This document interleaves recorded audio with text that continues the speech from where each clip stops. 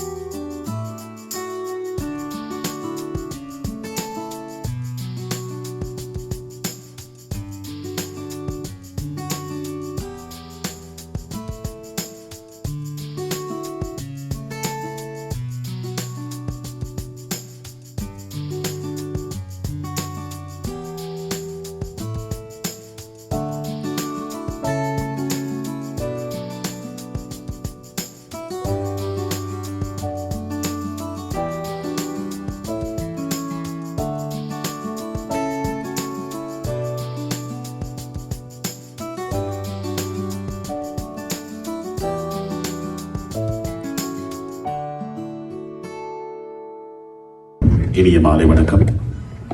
சமனற்ற நீதி என்ற இந்த நூல் வெளியீட்டிற்கு வருகை தந்திருக்கின்ற உங்கள் அனைவருக்கும் அன்பான வணக்கம்.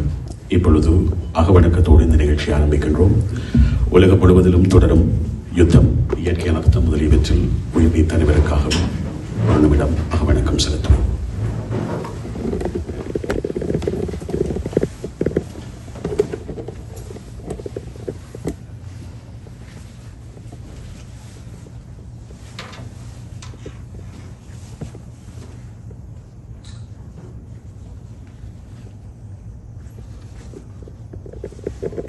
நன்றி. அனைவரும் அமர்ந்து கொள்ள எல்லோரையும் முதலில் வரவேற்றுக் கொண்டு இந்த நிகழ்ச்சிக்குள் செல்லப் போகிறோம். பொதுவாகவே இலக்கிய கூட்டங்கள் அல்லது இது போன்ற புத்தக வெளியீடுகள் நடைபெறுகின்ற அதே வழமை இங்கும் பின்பற்றப்படுகிறது. இலக்கியத்தை தாண்டி, வாசிப்பு என்பதை தாண்டி இந்த புத்தகம் ஏன் தமிழர்களாக எங்களுக்கு முக்கியமானது என்பது பற்றி பேசுவதற்கு இந்த புத்தகத்தை ஆழ வாசித்து அதனூடாக அவர்கள் பெற்ற அனுபவத்தை பகிர்ந்து கொள்வதற்காக பேச்சாளர்கள் வருகை தந்திருக்கிறார்கள். இந்த நிகழ்விற்கு தொகுப்பாளராகவோ அல்லது தலைமையேற்பாளராகவோ என்னை அழைத்த லெனினுக்கு முதலில் நன்றி. ஏன் தெரிவு செய்தார் என்றே தெரியவில்லை. இப்படியான பரிச்சயம் இல்லாத ஒருவர் பொதுவாகவே நிகழ்ச்சி தொகுப்பாளராகத்தான் இருக்கும். ஆனால் இது ஒரு வித்தியாசமான மேடை, முதல் மேடை என்றும் சொல்லலாம். இப்படியான ஒரு வெளியீட்டில் நிகழ்ச்சியை தொகுத்து வழங்குவது அல்லது தலைமை தாங்குவது, ஏதாவது தவறுகள் இருந்தால் தயவு செய்து மன்னித்துக் கொள்ளுங்கள், குழந்தை என்று நினைத்துக் கொள்ளுங்கள். இந்த சமரச நீதி புத்தகம் தமிழில் எழுதப்படுவதற்கு முன்பு 2009ஆம் ஆண்டு காலப்பகுதியிலே இந்த கைது இடம்பெறுகின்ற போது ஒரு மிகப்பெரிய வெளிச்சம் ஒரு நபர் மீது பாய்ச்சப்படுகிறது. நல்லதும் கெட்டதுமாக பல விடயங்களை நாங்கள் பகிர்ந்து கொண்டிருக்கிறோம். நல்ல காலமாக அப்போது பெரிதளவில் சமூக வலைதளங்கள் இல்லை. ஆகவே ஊடகங்கள் வாயிலாகத்தான் செய்திகளை, தகவல்களை நாங்கள் பெற்றுக்கொள்ளக்கூடியதாக இருந்தது. அப்போது இந்த மனிதர் மீதான ஒரு ஈர்ப்பு, அமெரிக்கா என்கின்ற ஒரு உலக வல்லரசில் அந்த வல்லரசை ஆட்டம் காண வைக்கின்ற அளவிற்கு ஒரு தமிழன் உயர்ந்திருக்கிறார். அவரை கண்டு அமெரிக்க நீதித்துறை அல்லது அமெரிக்க அரசு பயந்திருக்கிறது என்கின்ற ரீதியிலான செய்திகள் வருகின்ற போது அவரை பற்றி தேட வேண்டும், அவரை பற்றி அறிந்து கொள்ள வேண்டும் என்ற ஆர்வம் வந்தது. ஆனாலும் அப்போது இருந்த சூழலில் பெரிதாக அதனை அடைய முடியவில்லை. இங்கு வந்த பின்னர் இந்த புத்தகம் வெளிவருகின்ற போது மீண்டும் அந்த சலசலப்பு ஏற்பட்டது. அது தமிழில் மொழிபெயர்க்கப்பட்டு அதற்கான ஒலி வடிவத்தை தயாரிக்கும்படியும் லெனின் கேட்டிருந்தார். அதற்காகவும் நன்றி. அதில் சில பாகங்கள் இப்போதும் கிடைத்திருக்கிறது, நீங்கள் கேட்கக்கூடியதாகவும் இருக்கும். அதனூடாக இந்த புத்தகத்தை, இந்த மனிதனுடைய வாழ்க்கையை வாசித்து அறியக்கூடிய ஒரு அனுபவம் கிடைத்தது. இது ஒரு தன் வரலாற்று நூலா அல்லது அமெரிக்க அரசுக்கு எதிராக எழுதப்பட்டிருக்கக்கூடிய ஒரு நூலா அல்லது தன்னை நியாயப்படுத்துவதற்கு முனைகின்ற ஒருவருடைய குறிப்புகளா? இப்படியான பல கேள்விகள் இருக்கிறது. அவற்றை தாண்டி நான் இதில் பார்க்கக்கூடிய விடயம், எங்களுடைய ஒவ்வொருவருடைய வாழ்க்கையிலும் நாங்கள் சந்திக்கக்கூடிய மனிதர்கள், சம்பவங்கள். அது எங்களுடைய பொருளாதார நிலையாக இருக்கலாம், எங்களுடைய வாழ்க்கை முறையாக இருக்கலாம். அவற்றை தாண்டியும் எல்லோருக்கும் பொதுவானதாக இருக்கிறது என்பதைத்தான் திரு ராஜரட்னம் அவர்களுடைய வாழ்க்கை வரலாற்றின் வழியாக நாங்கள் அறிந்து கொள்ளக்கூடியதாக இருக்கிறது. அவருடைய வாழ்க்கையில் அவர் அடைந்த உயரம் எல்லோரும் அடைய நினைக்கின்ற, விரும்புகின்ற, அதை நோக்கி பயணப்பட வேண்டும் என்ற ஆர்வம் கொண்ட ஒரு உயரமாக இருக்கும். எல்லோருக்கும் அது சாத்தியமாகாவிட்டாலும் தமிழனாக அவர் அடைந்து நிற்கக்கூடிய அந்த உயரம் நாங்கள் எல்லோரும் பெருமைப்படக்கூடிய ஒன்று. அவரை போல அதே அளவு உயரத்தை தொட முடியாவிட்டாலும் அந்த உயரத்தை நோக்கி நாங்கள் பயணப்பட வேண்டும் என்கின்ற ஒரு உத்வேகத்தை தரக்கூடிய அந்த அனுபவம் இந்த புத்தகத்தில் பேசப்படுகிறது. தனியே ஒருவருடைய வளர்ச்சி, உயர்ச்சி என்பதை தாண்டி அந்த மனிதர் தன்னுடைய வாழ்க்கையில் எதிர்கொண்டிருக்கக்கூடிய சவால்கள், குறிப்பாக துரோகம். தமிழ் சூழலில் இந்த துரோகம் என்பதற்கு பல வரைவிலக்கணங்கள் இருக்கும். உடனடியாகவே நாங்கள் ஒருவரை எனக்கு பிடிக்காவிட்டால் அவரை துரோகி என்று சொல்லிவிடுவோம். அப்படியான ஒரு சூழலில் அந்த துரோகத்தை உண்மையாகவே சந்தித்த ஒரு மனிதன், அதனால் பட்டிருக்கக்கூடிய வேதனைகள், அதிலிருந்து வெளிவருவதற்காக அந்த துரோகம் காரணமாக அவருக்கு ஏற்பட்டிருக்கக்கூடிய இழப்புகள், இவற்றை பதிவு செய்திருக்கிறார். இவை எல்லோருக்குமான பாடமாக இருக்கிறது. அடுத்தது, வளைந்து கொடுக்கக்கூடாது, எதற்காகவும் அடிமைத்தனமாக அடிமைப்பட்டு போகக்கூடாது. அவருக்கு கிடைத்த சந்தர்ப்பத்தில் அவர் சிலவற்றை ஏற்றுக்கொண்டிருந்தால் அவர் விடுபட்டு போயிருக்கலாம், அவர் வெளியில் வந்திருக்கலாம், ஒரு இயல்பு வாழ்க்கைக்கு திரும்பி இருக்கலாம், பெரிதளவான இழப்புகள் இல்லாமல் வேறொருவரை கைகாட்டி விட்டு சென்றிருக்கலாம். அப்படி செய்யாமல் அந்த போராட்ட குணத்தோடு அவர் நின்றார். அதுதான் தமிழனின் வீரத்தின் அடையாளம். அதைத்தான் இந்த புத்தகத்தின் ஊடாக நாங்கள் அறிந்து கொள்ள வேண்டும், புரிந்து கொள்ள வேண்டும் என்று விரும்புகிறோம். நிறைய விடயங்கள் இந்த புத்தகத்தை பற்றி பேசப் போகிறோம். தொடர்ந்து வரக்கூடிய பேச்சாளர்கள் அவற்றை பற்றி நிறைய விடயங்கள் பேசுவார்கள். முதலில் இந்த புத்தகத்தின் ஊடாக பேசப்படக்கூடிய இந்த ட்ரேடிங், பங்குச்சந்தை, அது ஒரு நாட்டில் ஏற்படுத்தக்கூடிய பொருளாதார தாக்கம், அல்லது இந்த ராஜரட்னம் என்கின்ற ஒரு தனிநபர் அல்லது அவரோடு சேர்ந்து இடம்பெற்ற கைதுகள், அமெரிக்கா என்கின்ற ஒரு மிகப்பெரிய வல்லரசை பொருளாதார ரீதியில் ஆட்டம் காண வைத்த செயல்பாடுகளின் பின்னணி என்ன, அது என்னவாக இருக்கும்? இப்போது இருக்கக்கூடிய பொருளாதார நெருக்கடிகள், உலகளாவிய ரீதியில் தோன்றியிருக்கக்கூடிய கனடாவில் இங்கே இருக்கக்கூடிய எல்லோர் மத்தியிலும் காணப்படக்கூடிய பொருளாதார நெருக்கடிகள், இவற்றை பற்றியெல்லாம் ஒரு ஆழ்ந்த அறிவோடு நோக்குவது அல்லது அது சார்ந்த அனுபவங்களோடு பேசுவது மிக முக்கியமானது. ஒரு இலக்கிய குடும்பத்தின் வாரிசாக இருந்தாலும் கூட பொருளாதார துறையில் தனது உயர்கல்வியினை பட்டமேற்படிப்பை முடித்த பல்வேறு இலக்கிய செயற்பாடுகளின் ஊடாக தன்னை வெளிப்படுத்தி நிற்கக்கூடிய அரசி விக்னேஸ்வரன் அவர்களை இப்போது பேசுவதற்கு அழைக்கின்றோம். ரமணன் அவர்களே, உங்களது குரலை கேட்டதுக்கு பிறகு வந்து பேசுவதற்கு கொஞ்சம் பயமா இருக்கிறது. அந்த அளவுக்கு எங்களோட குரல்கள் வராது. எனக்கு கொடுத்த அறிமுகத்துக்கும் நல்லது. செல்வம் அங்கிளுக்கு மிக்க நன்றி, என்னை இந்த மேடையில் என்று பேசுமாறு அழைத்ததுக்கு. அவர் என்னிடம் எடுத்து இந்த புத்தகத்தை பற்றி நீங்கள் அது இலக்கியமாக எப்படி வந்திருக்கிறது என்றதை பற்றி சொன்னாலே போதும் என்றுதான் சொன்னார். பொருளியல் ரீதியில் அதிக அளவில் அதை ஆய்வு செய்யவில்லை. ஆனால் என்னுடைய பின்னணியில் எனக்கு அதை ஏற்படுத்திய தாக்கத்தை பற்றி குறிப்பிடலாம் என்று நினைக்கிறேன்.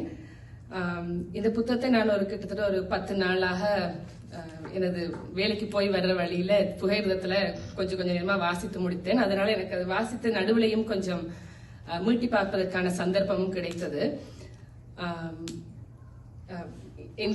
இந்த புத்தகத்தை வாசிக்க மட்டும் கொஞ்ச நாளாகவே எனக்கு ஆர்வம் இருந்தது. ஆனால் இந்த மாதிரி ஒரு வாய்ப்பை தந்து இந்த மேடையை தந்ததனால் வாசித்து முடித்து வந்தேன் என்றதுல எனக்கு மிகவும் சந்தோஷம். நான் முதலாவதாக பேசுவதால் இந்த புத்தகத்தை பற்றி ஒரு சின்ன என்ன இதுக்கு உள்ளடக்கம் என்பதை பற்றி குறிப்பிட விரும்புகிறேன். முதலாவது அத்தியாயம் இந்த புத்தகத்தில் அவரது கைது காட்சி, ராஜரத்னம் அவர்கள் அதை கைது செய்யும் அந்த ஒரு காட்சியோடு தான் ஆரம்பிக்கிறது. அதை நான் காட்சி என்று சொல்வதற்கு காரணம், அது ஒரு திரைப்படத்தின் முதலாவது காட்சி மாதிரியே எழுதப்பட்டிருக்கிறது. காலையில எழும்பி அவர் என்ன வரும்போது அந்த அதிகாரிகள் கதவை தட்டி அதிரடியாக, அதாவது படங்களை நான் பார்க்கறது போலவே அதிரடியாக எந்த விதமான ஒரு முன்னறிவித்தலும் இல்லாமல் அவரை கைது செய்து எடுத்துக்கொண்டு போகிறதைத்தான் அது சித்தரிக்கின்றது. அதை வாசித்தும் நினைத்தேன், இவர் பொறியியலை கற்று அதற்கு நிதியியலை கற்று இந்த பங்குச்சந்தை விவகாரத்தில் இவ்வளவு ஈடுபாடு காட்டின ஒருத்தர். அதை நான் வாசித்தது தமிழில். ஆனால் அவர் எழுத்திலும் மிக சிறந்தவராக இருக்கிறார், அழகாக இதை ஆரம்பித்திருக்கிறார் என்று நினைத்து கொண்டேன். இரண்டாவது மூன்றாவது அத்தியாயம் அவரது வாழ்க்கை பின்னணியை பற்றி பேசுகிறது. அப்ப அதுல அவர் இலங்கையில் கொழும்பில் அவர் பிறந்து வளர்ந்திருக்கிறார். இந்தியாவில் தனது இடைநிலை கல்வியை கற்றிருக்கிறார். பிறகு ஐரோப்பாவில் கற்று அதன் பின்னர் அமெரிக்காவில் தனது முதுமாடி பட்டத்தை முடித்து ஒரு நிறுவனத்தில் 10 வருடங்களாக வேலை செய்து பிறகு தன்னுடைய சொந்த நிறுவனத்தை ஆரம்பித்த அந்த வாழ்க்கை வரலாற்றை அவர் அந்த இரண்டாவது மூன்றாவது அத்தியாயங்களிலே விளங்கப்படுத்துகிறார். அதிலிருந்து அவரை பற்றி, அவர் எப்படி வாழ்க்கையில் முன்னுக்கு வந்தார் என்றதை பற்றின ஒரு அபிப்பிராயத்தையும் நாங்கள் எடுத்துக்கொள்ளக்கூடியதாக இருந்தது. மூன்றாவது அத்தியாயத்துக்கு பிறகு 4லிருந்து மிச்சம் முழுக்க அத்தியாயங்களும் அவரது இந்த வழக்கை பற்றியே பேசுகிறது. அவர் கைது செய்யப்பட்டதன் பின் சிறைக்கு போகும் வரை நடந்த அந்த முழுக்க அதிலே சம்பந்தப்பட்ட முக்கியமான நபர்களை பற்றி தனித்தனி அத்தியாயங்கள் இருக்கின்றன. அதில் சேர்த்துக் கொள்ளப்பட்ட சட்டங்கள், உத்தகவல் வணிகம் தொடர்பான சட்டம், மற்றது எப்படி அவரை ஒட்டு கேட்பதற்கான அனுமதியை அரச தரப்பு பெற்றுக்கொண்டது என்பது தொடர்பான விஷயங்கள் எல்லாத்தையும் அவர் விரிவாக விளக்கி கொண்டு போகிறார். அதுல அவர் விளக்குகின்ற விஷயங்கள், அவர் ஒரு நிபுணர், அதாவது அவருடைய தொழில்துறையில் அவர் நிபுணராக இருக்கிறார். ஆனால் அவர் எழுதியிருக்கிற இந்த நூல் அவர் சட்டத்துறையில் நிபுணர் அல்ல. ஆனால் அந்த வழக்கின் ஆரம்பத்தில் தொடங்கும் போது அவர் சட்டத்தில் பற்றி அதிகம் தெரிந்திருக்கவில்லை, மிக மேலோட்டமானதை தவிர. ஆனால் இந்த வழக்கு முடியும் போது அவர் சட்டத்துறையிலும் கணக்க விஷயத்தை அறிந்து கொண்டிருக்கிறார். இந்த புத்தகத்தில் அவர் எல்லாத்தையும் நிபுணத்துவமாக, நிபுணர் என்ற வகையில் எழுதவில்லை, மிகவும் எளிமையாக வாசிக்கிற அனைவரும், எனக்கு அப்படித்தான் பட்டது, புரிந்து கொள்ளக்கூடியவாறு எல்லாவற்றையும் விளக்கி எழுதியிருக்கிறார். அதாவது இந்த வழக்கு தொடர்பான முக்கியமான எல்லா விடயங்களையும் சாதாரணமாக வாசிப்பவர்கள் அனைவரும் புரிந்து கொள்ளக்கூடிய வகையில் தெளிவாக அவர் எழுதியிருக்கிறார். என்னென்ன விஷயங்கள் இதுல சம்பந்தப்பட்டிருக்கின்றது. இதுல என்ன நடந்ததால், உத்தகவல் வணிகம் என்கிற ஒரு விஷயத்தை செய்ததற்காக அவர் கைது செய்யப்படுகிறார். உட்தகவல் வணிகம் என்பது அவர் குறிப்பிடுவதன்படி ஒரு மிகவும் தெளிவு குறைந்த ஒரு சட்டமாகவே இன்றைக்கும் இருக்கிறது என்று அவர் சொல்றார். அதுல சில விஷயங்கள் தெளிவாக இருக்கின்றன. அதாவது ஒரு பங்கு சந்தையில் நிரல்படுத்தப்பட்ட ஒரு நிறுவனத்தின் பங்குகள் கூடுவது குறைவது கணக்கு விஷயங்களில் தங்கி இருக்கும். அது தொடர்பான தகவல் அது ஏறப்போகிறது இறங்க போகிறது என்பதை முன்கூட்டியே தெரிந்து அதற்கேற்பவாறு பங்குகளை வாங்குதல் விற்றுதல் என்பது சட்ட ரீதியற்றது. அதைத்தான் உட்தகவல் வணிகம் என்கிறார்கள். அதுல 2 விடயம். ஒன்று, அதாவது அந்த பங்கு சந்தையில் இருக்கிற அந்த நிறுவனம் தனது நிதி அறிக்கைகளை வெளியிடுவதற்கு முதலே அந்த நிதி அறிக்கைகளில் இருக்கின்ற தகவல்களை தெரிந்து கொண்டு அதன் மூலமாக அந்த பங்குகளை வாங்குவது ஒரு குற்றம். அல்லது அந்த பங்கு சந்தையில் இருக்கக்கூடிய ஒரு நிறுவனம் இன்னொரு நிறுவனத்தை வாங்குகிறது அல்லது விற்கிறது, mergers and acquisition தொடர்பான தகவல்களையும் வெளியிடப்படுவதற்கு முதலே தெரிந்து கொண்டு அதற்கேற்ற மாதிரி அந்த பங்குகளை வாங்குதல் விற்றுதல் தான். இந்த 2 விடயங்களும் மிகவும் கருப்பு வெள்ளையாக தவறு என்று குறிப்பிடப்பட்டிருக்கிறது. அதை தவிர ஏனைய விடயங்கள் எல்லாம் அது மிகவும் தெளிவில்லாத தன்மையிலே இருக்கிறது. அதாவது இந்த தொழில்களில் ஈடுபடுபவர்கள் நிறைய பேரோடு கதைப்பார்கள், கேள்விகளை கேட்பார்கள். இதிலே கேள்விகளை அதாவது உட்தகவல் வணிகத்தை பெற்றுக்கொண்டு வணிகம் செய்வது தவறு என்பதை போல உட்தகவலை வழங்குவதும் தவறு. எனவே இவருக்கு எதிராக சாட்சி சொன்ன அனைவருமே ஏற்கனவே குற்றவாளிகளாக இருந்ததன் பின்னர் தான் இவருக்கு சாட்சி சொல்லியிருக்கிறார்கள். ஒரு நிரபராதியால் இவருக்கு எதிராக சாட்சி சொல்ல முடியவில்லை.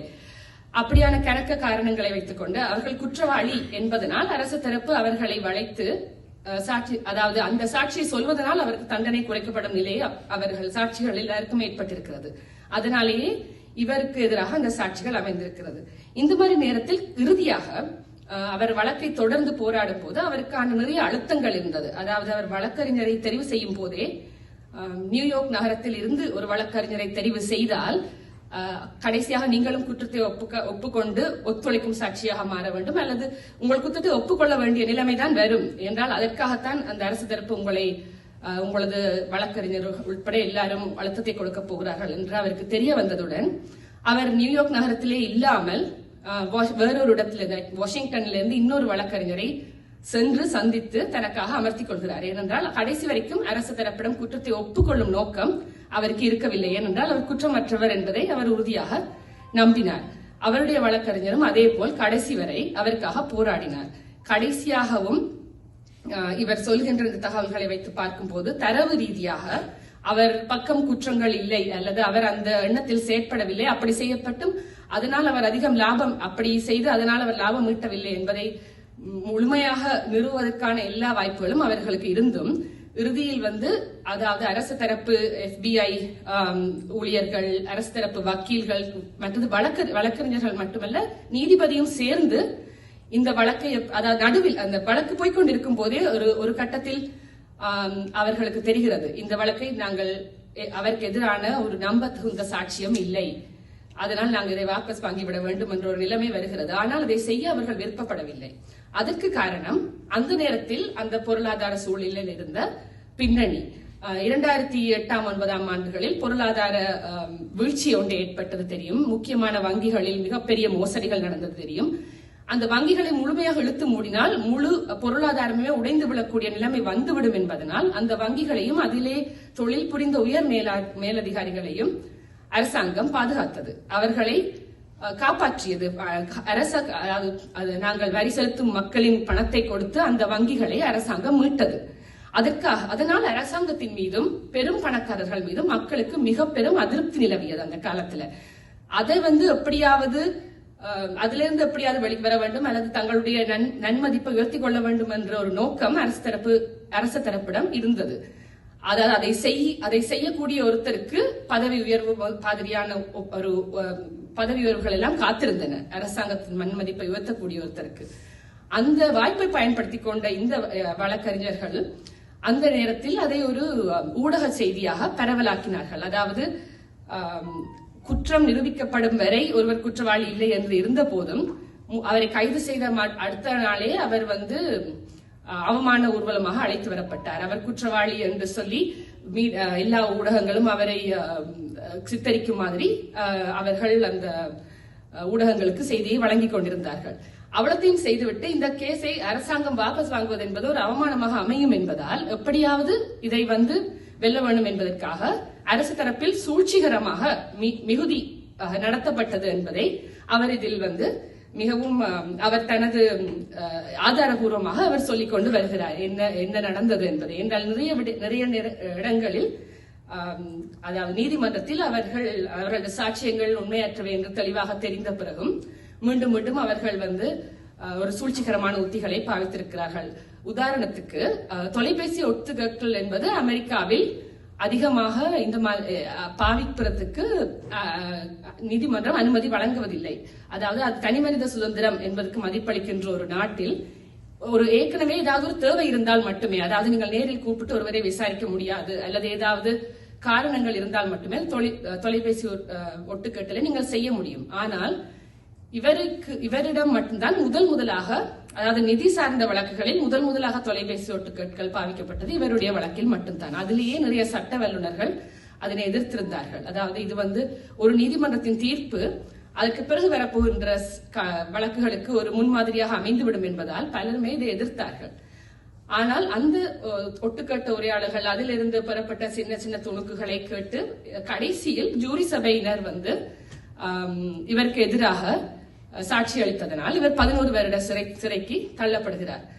அதற்கு முதலே அவருக்கு வாய்ப்பளிக்கப்பட்டது அரசு தரப்பில் இருந்து, நீங்கள் அதாவது நீங்கள் குற்றத்தை ஒத்துக்கொண்டு உங்களோடு சேர்ந்து குற்றம் அளித்த வேற யாரையாவது காட்டி கொடுக்கக்கூடியவராக இருந்தால் உங்களது குற்றம் குறைக்கப்படும் என்கிற ஒரு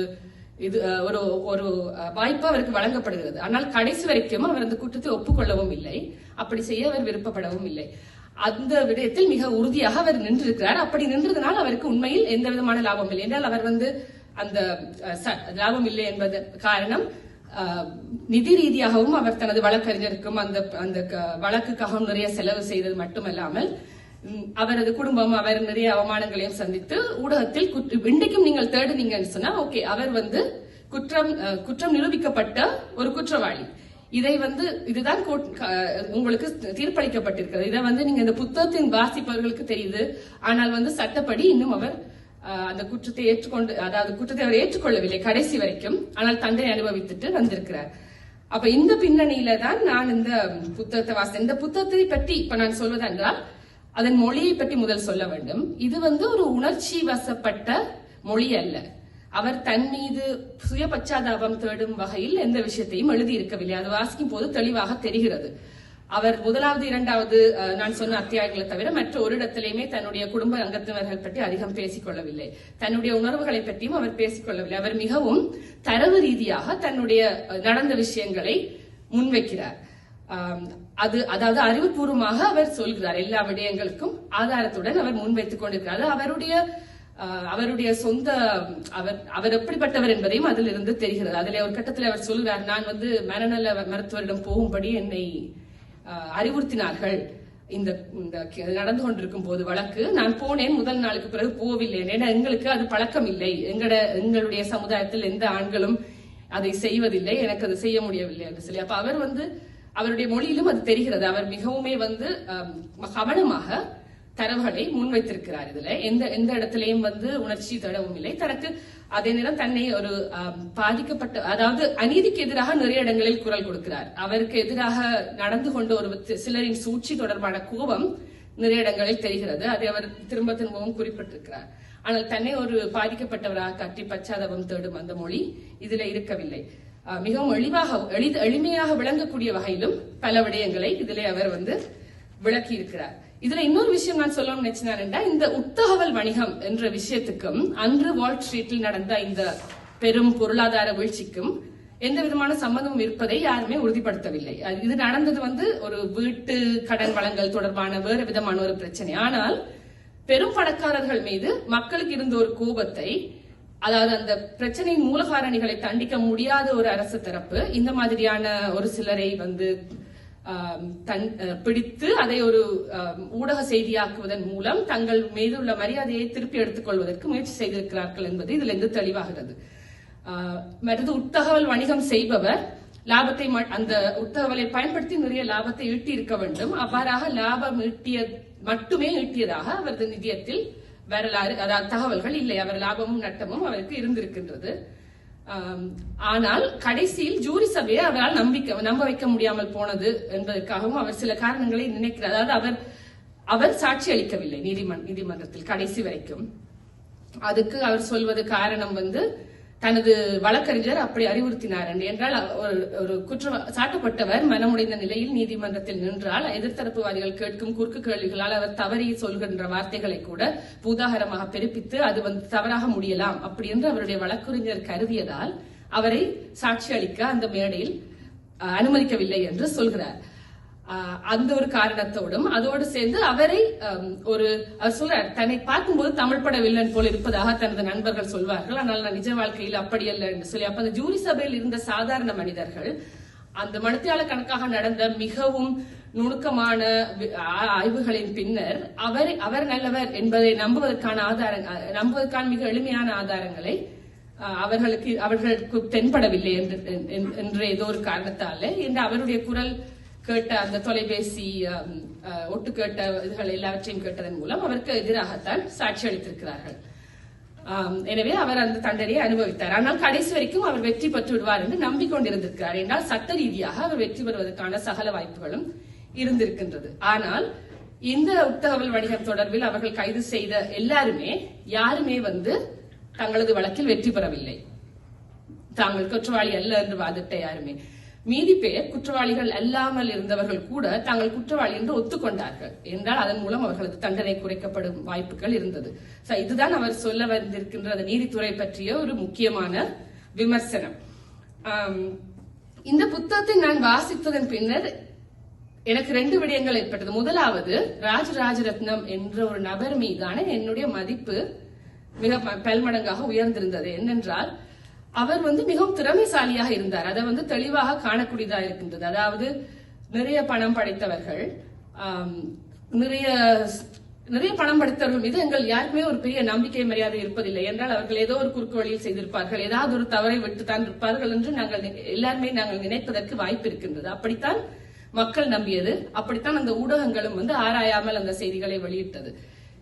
ஒரு பிரச்சனை வரும்போது அரசு தரப்பு வழக்கறிஞர்களை சந்தேகிப்பதற்கான காரணம் யாருக்கும் இருக்கவில்லை. ஏன் அவர்கள் தேவையில்லாமல் ஒரு பணக்காரராக இருக்கிறார், கட்டாயம் ஏதாவது தவறு பண்ணியிருப்பார் என்று நாங்கள் நினைக்கக்கூடிய ஒரு வாய்ப்பு இருந்தது. ஆனால் அவர் தன்னுடைய திறமையாலும் முயற்சியாலும், அதாவது அவருக்கு கட்டாயமாக அவருடைய தந்தையார் இலங்கையிலேயே சிங்கர் நிறுவனத்தின் மேலதிகாரியாகி ஆசியாவுக்கே தலைவராக பணியாற்றும் போது அவர் மாற்றம் பெற்று வெளியூருக்கு போகும்போது இவரை இந்தியாவில் படிக்க அனுப்பியிருக்கிறார். சோ அவர் அதாவது ராஜரத்னம் என்பவர் ஒரு அளவுக்கு சின்ன வயதிலிருந்தே நல்ல குடும்பத்தில் இருந்து வந்தவர்.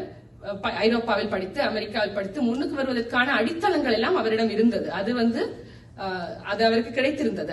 ஆனால் அதை பற்றி கொண்டு அவர் முன்னுக்கு வந்த தன்மை, அதாவது அவருடைய திறமை என்பது அமெரிக்காவுக்கு வந்ததன் பின்னர் இந்த புத்தகத்தில் அவர் சொல்ற விடயங்களில் தெளிவாக விளங்குகிறது. அதாவது அவர் சிலிக்கன் வேலி, அவர் பொறியியல் கற்றிருந்ததனால், பொறியியலும் நிதியியலும் சேர்த்து அவர் கற்றிருந்ததால் சிலிக்கன் வேலியில் உள்ளவர்களை அவர் சென்று பேட்டி காண்டு ஒவ்வொரு நாளும் சந்தித்து தனது அறிவை வளர்த்து கொண்டு ஒரு நிறுவனத்தில் தொடர்ந்து வேலை செய்து நீண்ட காலம் 10 வருடத்துக்கு மேல் வேலை செய்து தனது அனுபவத்தை வளர்த்து கொண்ட பின்னரே அவர் தனது சொந்த நிறுவனத்தை நிறுவுகிறார், கலியன் என்கின்ற. அதுல அவர் சொல்ற ஒரு விஷயம் எனக்கு மிகவும் பிடித்தது. அதாவது அந்த பங்குகள் வாங்கி விற்பதில் 2 வகை இருப்பார்கள். ஒருவர் ஒரு சிலரை நாங்க டே ட்ரேடர்ஸ் என்று சொல்லுவோம். அவர்கள் உடனே வாங்கி உடனே விற்பார்கள். அது ஒரு சூதாட்டம் மாதிரி, கூடுவது குறைவதை பார்த்து குறையும் போது வாங்கி கூடும் போது வித்து லாபத்தை எட்டிக் கொள்வது. அது ஒரு திறமை என்றால் நீங்க பார்த்துக்கொண்டே இருப்பீங்க. நீங்க அது ஒரு நிமிஷம் கண்ண மூடினாலும் உங்களுக்கு அதிலே லாபம் நட்டங்கள் மாற்றம் அடையும். அதை நிறைய பேர் செய்கிறார்கள். அதே போல ஆய்வாளர்கள் என்று இருப்பார்கள். அவர்கள் ஒரு 6 மாசம் 1 வருஷத்துக்கு மேற்பட அந்த நிறுவனம் வளர்வதற்கான வாய்ப்புகள் எல்லாவற்றையும் ஆராய்ந்து இது கூடும் குறையும் என்கின்ற ஒரு முடிவை எடுத்து அதன்படி வாங்குதல் விற்றலுக்கான அறிவுரைகளை செய்பவர்கள்.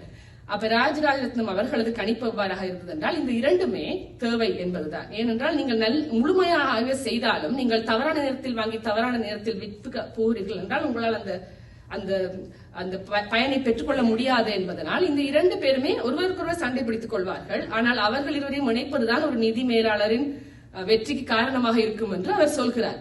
அப்ப இதுல இருந்து அவருடைய திறமை, அதாவது அவர் எப்படி ஒரு தொழிலை பார்த்தார், தொழில் வேலை செய்யும் ஒவ்வொருத்தருடைய திறமைகளையும் எப்படி பார்த்தார், அவை எல்லாவற்றையும் ஒருங்கு சேர்த்து எப்படி நிறுவனத்தை அமைத்தார் என்பதை நான் புரிந்து கொள்கின்றேன். அதன் மூலம் அவர் அந்த நிறுவனத்தில் மிகப்பெரிய வெற்றியையும் ஈட்டினார். அவருக்கு அவருடைய ஊழியர்கள் மட்டுமல்ல, அவர்களது சுற்றவர இருப்பவர்களிடையும் மனிதர்களின் திறமையை அளவிடும் தன்மை சிறப்பாக இருந்தது. அவர்களை பற்றி புரிந்து கொள்வதை, தன்னுடைய ஊழியர்களை மிக திறமையானவர்களை, அவர் ஆணாக இருந்தாலும் பெண்ணாக இருந்தாலும் வேற்று இனங்களை சேர்ந்த இருந்தாலும் அவர் தெரிவு செய்வதில் திறமையாக இருந்தார். அதே நேரத்தில் திறமையற்றவர்களை அவர் மிக இலகுவாக அந்த தனது பணியை மாற்றி விடும் வேலையும் செய்திருக்கிறார். ஏனென்றால் தன்னுடைய நிறுவனத்தை முகாமை செய்வதில் அவர் மிக திறமைசாலியாக இருந்ததனால். அதனால்தான் அவர் தன்னுடைய சில நண்பர்கள் தன்னை ஏமாற்றும் போது மிகவும் அவர் திடுக்கிட்டு போயிருந்திருக்கிறார். ஏனென்றால் அவர்களை அவர் அளவிட்டது தவறாக இருந்திருக்கிறது என்பதை அவர் பிற்காலத்தில் உணர்ந்திருக்கிறார். அதே நேரத்தில் அவருக்கு இன்னொரு விடயத்தை சொல்ல வேண்டும். என்னென்னா, இதுல இருக்கக்கூடிய இனவாதம் என்றதை பற்றி அவர் அதிகமாக, நான் சொன்னது போல, அவர் எந்த விதத்திலையும் உணர்ச்சி வசப்பட்டு கதைக்கவில்லை இனவாதம் என்ற விடயத்தை பற்றி. ஆனால் இதில் எல்லாத்துக்குள்ளேயும் இனவாதம் மட்டுமல்ல, ஒரு ஆணாதிக்கவாதமும் ஓடுகிறது. ஏன்னால் இந்த தொழில்துறையில் இருப்பவர்கள் அதிகமாக ஆண் வெள்ளை இனத்தவர்களாகவே இருந்தார்கள். அவர்களே தங்களுக்குள் நிறைய முடிவுகளை எடுத்துக்கொண்டார்கள். இவர் மிக திறமையான ஆட்களை முன்னு கொண்டு வருவதில் மிக முக்கியமாக இருந்தார். அவர் முதலில், அதாவது தனது நிறுவனத்தை ஆரம்பிக்க முதல் வேலை செய்த அந்த நிறுவனத்தில் அவர் தெரிவு செய்த ஊழியர்கள் எல்லாம் தெற்காசியர்களாக இருப்பதாக அவரிடம் ஒரு குற்றச்சாட்டு வரும்போது அவர் சொன்னார், அவர்களிடம் ஏதாவது தவறு இருந்தால் சொல்லுங்கள், என்றால் நான் தெரிவு செய்யாத அனைவரும் வெள்ளை இன யூதர்களாக மட்டும் இருக்கிறார்கள், அதற்கு நீங்க என்ன பதில் சொல்ல போகிறீர்கள் என்று கேட்டாராம். அந்த விஷயத்தில் அவர் உறுதி. அதே மாதிரி இவரது வழக்கறிஞர் அணியிலையும் இது மிகவும் எனக்கு பிடித்தது. 3 வழக்கறிஞர்கள் முக்கியமாக இருந்தார்கள். அதுல 3வது நிலையில் ஒரு பெண்மணி, அவருடைய பேர் என்ன மறந்துவிட்டது. அவர் மிகவும் திறமைசாலி என்பதில் ராஜரத்னம் உறுதியாக இருந்தார். ஆனால் இவரது முக்கிய வழக்கறிஞர் தனக்கு கீழே இருப்பவர்கள் இன்னும் நல்லா வருவதை, முக்கியமாக அவர் பெண் என்பதால் அவரை வாதாட விடுவதில் தயக்கம் காட்டியிருக்கிறார். அதை கூட அவர் அந்த நேரத்தில் அவருடன் பேசியிருக்கிறார். அப்படியாக அந்த திறமைசாலிகளை யாராக இருந்தாலும் கண்டுபிடிப்பது, அவர்களை முன்னுக்கு கொண்டு வருவது என்கின்ற ஒரு தன்மை அவருக்கு இருந்திருக்கிறது. அதன் மூலம் தான் அவர் தனது நிறுவனத்தையும் நன்றாக கட்டி எழுப்பியிருக்கிறார் என்பது தெரிகிறது. அதே நேரத்தில் நிதியில் நீங்கள் இந்த தொழில் பார்க்கும் போது ஏற்ற இறக்கங்களை ஏற்றுக்கொள்ளும் தன்மை, இடர்களை ஏற்றுக்கொள்ளும் தன்மையும் இருக்க வேண்டும். அதாவது எல்லாமே தலைகளாக போனாலும் அந்த இடத்தில் இருந்து எப்படி, அதாவது முதல் ஒரு வங்கி திவாலான போது 2008 நேரத்தில் அவர் 40 மில்லியன் நட்டத்தை சந்தித்திருக்கிறார். ஆனால் அதனால் அவர் உடைந்து விழவில்லை. அதாவது அந்த இடர்களை எப்படி தாங்கிக் கொள்வது, அதாவது அந்த இடர்களில் தான் என்ன தவறு விட்டேன் என்பதை மிகவும் துல்லியமாக தன்னில் இருக்கும் தவறுகளை அறிந்து கொள்வதற்காக வருந்தி செயல்படுகிறார். ஆனால் அந்த இடர்களை தாங்குவதற்கான எல்லா விடயங்களையும் அவர் தயாராக வைத்திருந்திருக்கிறார். அப்ப எதுலையுமே அவர் நான் இழந்தேன் என்று சொல்லி ஒரு கவலையாக சொல்லவில்லை. அது எல்லாமே அந்த தொழில் நடக்கின்ற விடயங்கள் என்பதை அவர் ஏற்றுக்கொண்டு அதற்கேற்ற மாதிரி அவர் சிறப்பாக தனது தொழிலை நடத்தியிருக்கிறார் என்ற ஒரு காட்சி படிமம் இந்த நூலை வாசிக்கும் போது எனக்கு கிடைத்தது. அதை தவிர அவர் மிகவும் நேர்மையான ஒருத்தராக இருந்திருக்கிறார் என்றதும் இதில் மிக தெளிவாக தெரிகிறது. எந்த ஒரு காரணத்துக்காகவும், அதாவது அவர் அரசு தரப்பு மிகவும் துருவி தேடிய போதும் அவருக்கு எதிராக அவர்களால் எந்த ஒரு, இவரோடு சேர்த்து கைது செய்யப்பட்ட மற்ற பலரிடமும் உட்தகவல் வணிகம் என்கிற குற்றச்சாட்டையும் தவிர வருமான வரி பிரச்சனை, இந்த மாதிரியான பணக்காரர்கள் எல்லாருமே அந்த வருமான வரி தவறுகளை செய்வார்கள். என்றால் தங்களுடைய பணங்களை வேறு நாட்டு வங்கிகளில் பதுக்கி வைத்திருத்தல், அந்த மாதிரியான கணக்கு வேலைகளை செய்திருப்பார்கள். ஆனால் இவரோடு கூட இருந்த அவர்களிடமெல்லாம் அந்த தவறுகளை கண்டுபிடிக்கப்பட்டிருக்கிறது. ஆனால் இவரிடம் அதை கண்டுபிடிக்க முடியவில்லை. இவர் அந்த மாதிரி எந்த வேலையையும் செய்யவில்லை, சட்டத்துக்கு புறம்பான எந்த வேலையையும் செய்யவில்லை. ஈவன் உட்தகவல் வணிகத்திலும் கூட ஒரு உட்தகவல் உண்மையில் அவர்களுக்கு கிடைத்து விட்டால் அந்த நிறுவனத்தில் பங்குகள் வாங்குதல் விற்பலை தடை செய்ய வேண்டும் இவ்வளவு காலத்துக்கு என்கிற ஒரு சட்டத்தை கூட அவர்கள் பின்பற்றி வந்திருக்கிறார்கள். அதனால அவர் மிகவும் நேர்மையாகவும் தெளிவாகவும் தன்னுடைய தொழிலை நடத்தியதை அவர் இதில் விளக்கமாக சொல்கிறார். அதே நேரத்தில் அவருக்கு மிகச் சிறந்த அவருக்கு ஒரு இளகிய மனமும் நல்ல உதவி செய்யும் மனப்பான்மையும் இருந்ததை கூட இந்த நூலில் சில இடங்களில் நாங்கள் பார்க்கலாம். அவர்கள் 2-3 நிறுவனங்களுக்கு அவர் கொடை செய்து வந்திருந்ததோடு மட்டுமல்லாமல் அவரது நண்பர்களுக்கும் தேவையான போது கடன் உதவியை கொடுத்திருக்கிறார். அவரது நிறுவனத்தில் வேலை செய்து பிற்பாடு போய் புது நிறுவனங்களை ஆரம்பித்த ஒரு புது தொழில் முயற்சி தொடங்குபவர்களுக்கு கூட முதலீடுகளை வழங்கி உதவி செய்திருக்கிறார். அதே நேரம் வேலை மாற வேண்டும் என்று முயற்சி செய்பவர்களுக்கு பலவிதமான இன்னொருத்தரோட தொடர்புகளை ஏற்படுத்தி கொடுத்து அப்படி எல்லாருக்குமே தன்னால் இயன்ற உதவிகளை அவர் செய்து கொடுத்திருக்கிறார். ஆனால் தொழில் விஷயங்களில் மிகவும் கராராகவும் இருந்திருக்கிறார். அது இதுல இருந்து தெரிகிறது. இது அவரை பற்றியது. அவரை பற்றி எனக்கு மிகுந்த இப்ப இதை வாசித்து முடிக்கும் போது ஒரு மிகச்சிறந்த மதிப்பு வந்திருக்கிறது. அடுத்த விஷயம் முக்கியமானது அமெரிக்க நீதித்துறை பற்றியது. இது மிகவும் இப்பொழுது என்ன இந்த புத்தகத்தை வாசிக்கிறதுக்கு முதல் கேட்டிருந்தீர்கள். ஆனால் ஒரு பெரிய பணக்காரனுக்கு எதிராக அரசாங்க தரப்பு ஒரு வழக்கை போடும்போது அரசாங்க தரப்பு வேண்டும் என்றே போய் சொல்கிறது. அந்த பணக்காரன் உண்மையானவராக இருப்பார் என்று நான் நம்புவதற்கு எந்த விதமான காரணமும் இல்லை. நாங்கள் யாருமே அப்படி நினைக்க மாட்டோம். அரசு தரப்புக்கு என்ன தேவை இருக்க போகிறது? தேவையில்லாமல் ஒருத்தரை இழுத்து விழுத்துவதற்கு என்றுதான் நாங்கள் நினைக்க போகிறோம். ஆனால் நீங்கள் தமிழ் படங்களில் பார்த்திருப்பீர்கள் அல்லவா? இப்ப ஒரு கொலை கேஸை மூட முடியாது அப்படின்ற உடனே அங்க இருக்கிற போலீஸ்காரன் ஏற்கனவே சைக்கிள் திருடி சிறையில் இருக்கிற ஒருத்தர் மேல கேஸை போட்டு மூடி விடுவார். ஏனென்றால் இந்த கேஸை மூடிட்டோம் என்று காட்டுறதுக்காக. அந்த மாதிரி ஒரு வேலையை பெரிய அளவில் அமெரிக்க நீதித்துறை செய்திருக்கிறது என்பதுதான் இதுல இருந்து எனக்கு விளங்குது. அதாவது அமெரிக்க நீதித்துறை அதுல இருக்கிறவர்கள் தங்களுடைய பதவி உயர்வுகளுக்காகவும் தங்களை முன்னேற்றிக் கொள்ள வேண்டும் என்ற ஒரே காரணத்துக்காகவும் கணக்க பேரை பிடித்து அவர்களிடம் குற்றம் சாட்ட வேண்டும் என்று அதை சாற்றி அதுல வெற்றி கொள்ள வேண்டும் என்ற ஒரே காரணத்துக்காக மற்ற எல்லா விஷயங்களையும் வளைத்து பொய் சொல்லி மற்ற அந்த நீதித்துறை வழக்கறிஞர்களுக்கு பொய் சொல்வதற்காக எந்த விதமான அப்படி அவர்கள் செய்தது கண்டுபிடிக்கப்பட்டால் கூட இனிமேல் செய்யாதீர்கள் என்று ஒரு எச்சரிக்கையோடு அது முடிந்து விடுகிறது. எந்த விதமான இதுவும் இல்லை. ஆனால் இப்ப பிரதிவாதிகள் பக்கத்தில் அவர்கள் சொல்ற எல்லா குற்றச்சாட்டுக்கும் அவர்கள் பொய்யாக சொன்னாலும் அந்த குற்றச்சாட்டை இல்லை என்று நிரூபிப்பதற்கு அவர்கள் நிறைய பணமும் வழக்கறிஞர்களுக்கு செலவழிக்க வேண்டி இருந்தது ஆராய்ச்சிக்கு. அவ்வளவு செய்ததுக்கு பிறகு அந்த குற்றச்சாட்டு வெறும் பொய் தான் என்பதை நிரூபிக்கப்படும் போது அதனால் பிரதிவாதிகள் அதிகமாக நட்டப்படும் நிலை வந்திருந்தது. அதுக்காகவே கணக்க பேர் குற்றத்தை ஒப்புக்கொண்டு விடலாம் அப்படின்னு முடிவெடுக்கிறார்கள். அது மட்டுமல்லாமல் வேண்டுமென்றே அவரை பற்றி தவறான கருத்துக்களை சொல்லக்கூடிய ஆட்களை தேடி அலைந்திருக்கிறார்கள். அது எனக்கு மிகவும் ஆச்சரியமாக இருந்தது. அதாவது இப்பொழுது யோசித்து பார்க்கும்போது அமெரிக்காவின் அரசு தரப்பில் இது நடந்திருப்பதில் எந்தவித ஆச்சரியமும் இல்லை. ஏனென்றால் பதவி உயர்வுக்காக அதாவது ஒரு தனி மனித நலனுக்காக வேலை செய்யும் ஒருத்தர் தனக்கு மட்டும் நல்லது என்ன என்று செய்து கொள்ள வேண்டிய ஒரு கலாச்சாரத்தில் இருக்கும் ஒருத்தர் அந்த நேரத்தில் தனக்கு பதவியோருக்கு தேவையானதை செய்கிறார் என்பதில் இப்ப யோசித்து பார்க்கும்போது எனக்கு ஆச்சரியம் இல்லாமல் இருக்கிறது. ஆனால் இந்த விஷயம் தெரியாத ஒரு ஆளாக நான் இருந்திருந்தால் நிச்சயமாக நான் அரசு தரப்பு சரியாக இருக்கும் என்பதை எனக்கு முதலாவது நம்பிக்கையாக இருந்திருக்கும். எனக்கு மற்றவர்கள் சொல்றதுக்கு முதல் அது ரெண்டும் தான் எனக்கு இந்த இதில் அவர் மிகவும் தெளிவாக வெளிச்சம் போட்டு காட்டியிருக்கிறார் என்று நான் உணர்ந்தேன். இறுதியாக இந்த ஒரு விஷயத்தை சொல்ல விரும்புகிறேன். இந்த தமிழரின் வீரம் பற்றி நீங்கள் பேசுங்க. ஆரம்பத்துல ராஜராஜரத்னம் இதுல சொல்ற தன்னுடைய அம்மா தனக்கு ஒரு கதை சொல்லுவார். இது நான் நினைக்கிறேன் சங்க தமிழ் பாடல் ஒன்றில் இருந்து எடுக்கப்பட்டது. அதாவது போர்க்களத்தில் தன்னுடைய மகன் மடிந்து விட்டான் அப்படின்ற அந்த அம்மா ஓடி போய் பாக்குறா. நெஞ்சில் குத்தி மடிந்திருக்கிறாரா முதுகில், ஏன்னா அவன் சிறுவனாக இருக்கிறான், திரும்பி ஓடி வந்துருவானோ என்ற பயம் அவருக்கு இருந்திருக்கு. ஆனா அவன் நெஞ்சில குத்தித்தான் மடிந்தான் என்போது அவன் ஆனந்த கண்ணீரை விடுறார். அப்ப அவர் சின்னதுல யோசிச்சாராம், ஏன் அந்த கதையை தன்னுடைய அம்மா சொல்லும் போது ஒரு குழந்தை செத்தா ஒரு அம்மாவால் சந்தோஷப்பட முடியுமா, இது என்ன கதையுண்டு. ஆனால் கடைசியில் இது அவர் சொல்கிறார் ஆரம்பத்துல. இறுதியில அவர் சொல்றார், அவர் சிறைக்கு போகிறார்.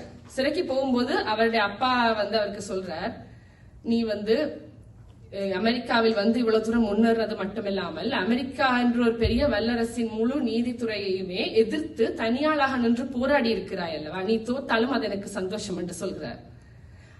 அதாவது அதுதான் அவருக்கு தேவை. அதாவது ஒரு நாளுமே தன்னுடைய புறமுதுகிட்டு குற்றத்தை ஒப்புக்கொண்டு செய்யாத குற்றத்துக்காக அவமானப்பட படக்கூடாது என்பதில் அவர் உறுதியாக இருந்திருக்கிறார். அந்த உறுதி அவரது நீங்க சொன்ன மாதிரி அவரது பின்னணியிலிருந்து தான் அது வந்திருக்குது. இறுதி வரைக்கும் அவருடைய மகள் சட்டத்தரணியாக இருக்கிறார் என்று, வழக்கறிஞராக இருக்கிறார் என்று போட்டிருக்கிறார். அவன் சொன்ன, அப்பா நான் கவனித்துக் கொண்டே வந்தேன், நீங்கள் சரியானதான் செய்திருக்கிறீர்கள் என்று சொன்னார். அந்த சந்தோஷம் தனக்கு போதும் அப்படி என்று அவர் இறுதியில் சொல்கிறார். அப்ப அவர் இழந்த எல்லாத்தையும் விட அவர் தன்னுடைய உறுதியிலும் அந்த தான் ஒரு காலமும் தன்னுடைய செய்யாத தவறை ஒத்துக்கொள்ளவில்லை என்கிற ஒரே ஒரு நம்பிக்கையிலும் தான் தான் மகிழ்ச்சியாக இருப்பதாக கடைசியில் குறிப்பிடுகிறார். இதுதான் இந்த புத்தகத்தில் இருக்கின்ற ஒரு சாரம். எனக்கு இது மிகவும் இந்த வாசிப்பு அனுபவம் எனக்கு மிகவும் பிடித்திருந்தது. ஒரு சில இடங்களில் கூறியது குரல் மாதிரி இருந்தது. ஆனால் இவ்வளவு ஒரு நுணுக்கமான சில விஷயங்களை மிக எளிமையான மொழியில் அவர் கூறி அது ஒரு அழகான சுயசரிதை போல ஆக்கிவிட்டிருப்பது இருக்கிறார். இது உண்மையில் ஒரு சுயசரிதையாக இருந்து அதற்குள் இந்த வழக்கு விஷயங்களும் வந்திருந்தால் இது வேற மாதிரியாக இருந்திருக்கும். இதை அவர் அப்படி எழுதலை. இந்த புத்தகத்தின் நோக்கம் அவரை பொறுத்தவரையில் அவரது சட்ட போராட்டம் முடிவுற்றாலும் தன்னுடைய போராட்டத்தின் அடுத்த கட்டம் தான் இந்த புத்தகம் என்று சொல்கிறார். அதாவது அவர் இன்னும் ஒரு போராளியாகவே இருக்கிறார். அதை விளக்குவதற்காக தன்னுடைய வாழ்க்கை வரலாறை சேர்த்திருக்கிறாரே ஒழிய இந்த புத்தகம் ஒரு வாழ்க்கை வரலாறுக்காக எழுதப்பட்ட ஒரு புத்தகம் அல்ல. அந்த வகையில் இந்த புத்தகம் ஒரு வெற்றி அடைந்திருக்கிறது. வாசிக்கிற எல்லாருக்கும் அது ஒரு தெளிவையும் அந்த உங்களுக்கு ஏற்கனவே அவர் தொடர்பாக இருக்கிற குழப்பத்தையும் மாற்றும் என்று நினைக்கிறேன். இறுதியாக மொழிபெயர்ப்பு பற்றி சொல்லணும்னு சொன்னா, நான் இந்த ஆங்கில புத்தகத்தையும் வாங்கினேன். நான் என்றால் எனக்கு சில சந்தேகங்கள் இருந்தால் பார்க்க வேண்டும். நான் இறுதி வரை நான் பார்க்கவில்லை. மிக அழகான மொழிபெயர்ப்பு. இதுல நான் ராஜராஜரத்னம் அவர்கள் தனக்கு சரியான வேலையை செய்வதற்கு சரியான ஆட்களை கண்டுபிடிப்பதில் மிகவும் திறமைசாலி என்றதை நான் இதை வாசிக்கும் போது புரிஞ்சு கொண்டேன். அப்படித்தான் தன்னுடைய மொழிபெயர்ப்பாளரையும் அவர் தெரிவு செய்திருக்கிறார். ஒரு கட்டத்தில் கூட எனக்கு ஏன்னா நான் பொருளியல் உயர்தரத்துல தமிழ்ல படிச்சினான், பிறகு ஆங்கிலத்துல படிச்சினான். சிலதுகள் எனக்கு மொழிபெயர்ப்புகள் சில விளங்காம இருக்கும் போது இது என்னத்தை சொல்ல வருகிறார்கள் என்று பார்ப்பதற்காகத்தான் ஆங்கில புத்தகத்தையும் வாங்கினான். அப்படி ஒரு தேவையே வரவில்லை. மிக அழகாக தெளிவாகவும் ஒரு தமிழ் புத்தகத்தை வாசிப்பதை போன்றே இருந்தது. இதை வாசிக்கும் போது எந்த விதமான நெருடல்களும் இல்லாமல், அதாவது அவர் சரியான ஒருத்தரை தெரிவு செய்திருக்கிறார். அதே போல சரியான ஒருத்தரை இதை படமாக்குவதற்கும் அவர் தெரிவு செய்திருக்கிறார் என்று இன்றைக்குதான் கேள்விப்பட்டேன். நீங்கள் அவருடைய பேச்சு கொஞ்சம் நேரத்தால கேட்பீங்கள். மிக்க நன்றி. நன்றி அரசி. ஒரு நீண்ட வாசிப்பு அனுபவத்தை சபைக்கு கடத்துவது மிகவும் சிக்கலான பொருளாதார விடயங்களை மிக இலகுபடுத்தி இந்த புத்தகம் எழுதியிருப்பது போல அதை இலகுபடுத்தி இங்கு இருக்கக்கூடிய வாசகர்களுக்கு தெளிவுபடுத்தியிருக்கிறார். அவருடைய வாசிப்பு அனுபவம் மட்டுமல்ல, அவருடைய நிதித்துறை பொருளாதாரத்துறை சார்ந்த அனுபவம் அதற்கு உதவி இருக்கும். மிக அழகாகவும் ஆழமாகவும் இந்த புத்தகம் இதை பற்றி பேசுகிறது, ஏன் முக்கியமானது என்பது பற்றியதான ஒரு ஆரம்ப உரையை கேட்டோம். அரசி குறிப்பிட்டது போல ஒரு தன் வரலாற்று புத்தகமாக, தன் பெருமைகளை பேசுகின்ற புத்தகமாக இந்த புத்தகத்தை எழுதி அதை பல இடங்களிலும் வெளியிட்டு பிரபல்யம் தேடிக்கொள்ள விரும்பாமல், ஒரு அநீதி இழைக்கப்பட்டிருக்கிறது, இது போன்ற அநீதி எதிர்காலத்திலும் இழைக்கப்படலாம், அதிலிருந்து உங்களை பாதுகாத்துக் கொள்வதற்கு நீங்கள் என்ன செய்ய வேண்டும் என்பது பற்றிய ஒரு படிப்பினையை இந்த புத்தகம் பலருக்கும் சொல்லியிருக்கிறது. தனி அமெரிக்க பொருளாதாரத்தோடு மட்டும் நின்று விடாமல் எல்லா இடங்களிலும் இது போன்ற அநீதிகள் நிகழுகின்ற போது எப்படி அந்த சிறுவன் நெஞ்சிலே வேல் பாய்ந்து உயிர் துறந்ததை பெருமையாக அந்த தமிழ் தாய் பார்த்தாடோ அதுபோன்று வழிந்து கொடுக்காமல் நீங்கள் நிமிர்ந்து நிற்க வேண்டும் என்கின்ற ஒரு செய்தி இதனூடாக பதிவு செய்யப்பட்டிருக்கிறது. தனி மனிதர்களுக்கு மட்டுமல்ல, ஒட்டுமொத்த தமிழ் சமூகத்திற்கும் உலகத்திற்குமான ஒரு செய்தியாக இந்த அன்இவன் ஜஸ்டிஸை நாங்கள் பார்க்க முடியும். எப்போதும் காலம் சில வேளைகளில் எங்களை குற்றவாளிகளாக அடையாளப்படுத்தினாலும் கால ஓட்டத்தினூடாக அந்த நீதியை நாங்கள் பெற்றுவிடுவோம் என்ற நம்பிக்கையில் தான் ராஜரட்னம் அவர்கள் இந்த புத்தகத்தை எழுதியிருக்கிறார். பல சந்தர்ப்பங்களில் நாங்கள் பார்த்திருக்கிறோம், இந்த மண்ணில் கூட இந்த மண்ணின் மைந்தர்களாக இருக்கக்கூடிய பூர்வீக குடிகள் மீது மேற்கொள்ளப்பட்ட இன அழிப்பிற்கு பல வருடங்களுக்கு பிறகு இருக்கக்கூடிய ஒரு அரசு நேரடியாக அதனோடு சம்பந்தப்படாத பட்சத்திலும் மன்னிப்பு கோருகிறது.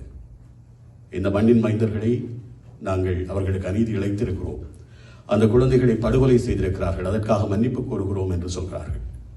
சில நாட்களுக்கு முன்பு பிரான்ஸ் நாட்டின் அதிபர் கூட தன்னுடைய படைகளால் ஆப்பிரிக்காவைச் சேர்ந்த படை வீரர்கள் கொல்லப்பட்டதை ஏற்றுக்கொண்டிருக்கிறார். இனப்படுகொலைக்காக நீதி கோரி போராடுகின்ற தமிழினமும் அதுபோன்று ஒரு நாளில் அந்த நீதியை நிச்சயமாக பெற்றுக்கொள்ளும் பெற்றுக்கொள்ள வேண்டும் என்கின்ற ஒரு முனைப்போடு இருக்கக்கூடியவர்களுக்கு இந்த புத்தகம் மிகப்பெரிய ஒரு உத்வேகத்தை தரும் என்று நாங்கள் நம்புகிறோம். அடுத்ததாக இந்த நூல் பற்றியும் இதனூடாக பேசப்படக்கூடிய விடயங்கள் அது எவ்வளவு தூரம் ஒரு சமூக முன்னேற்றத்திற்கு, சமூக நீதிக்கு அவசியமாக இருக்கிறது என்பது பற்றியும் பேசுவதற்காக ஒருவர் அழைக்கப் போகிறோம். கனேடிய மண்ணில் மிக விரல் விட்டு எண்ணக்கூடிய ஒரு மொழி ஆளுமையாக விளங்குகின்றவர். யோக் பல்கலைக்கழகத்தில் தமிழ் கற்கையினை உருவாக்கி அதன் ஊடாக தமிழ் மாணவர்களுக்கு தமிழ் ஆர்வத்தை ஏற்படுத்தி பல முக்கியமான நிகழ்வுகளை தொடர்ச்சியாக நடத்தி கொண்டிருக்கின்றவர்.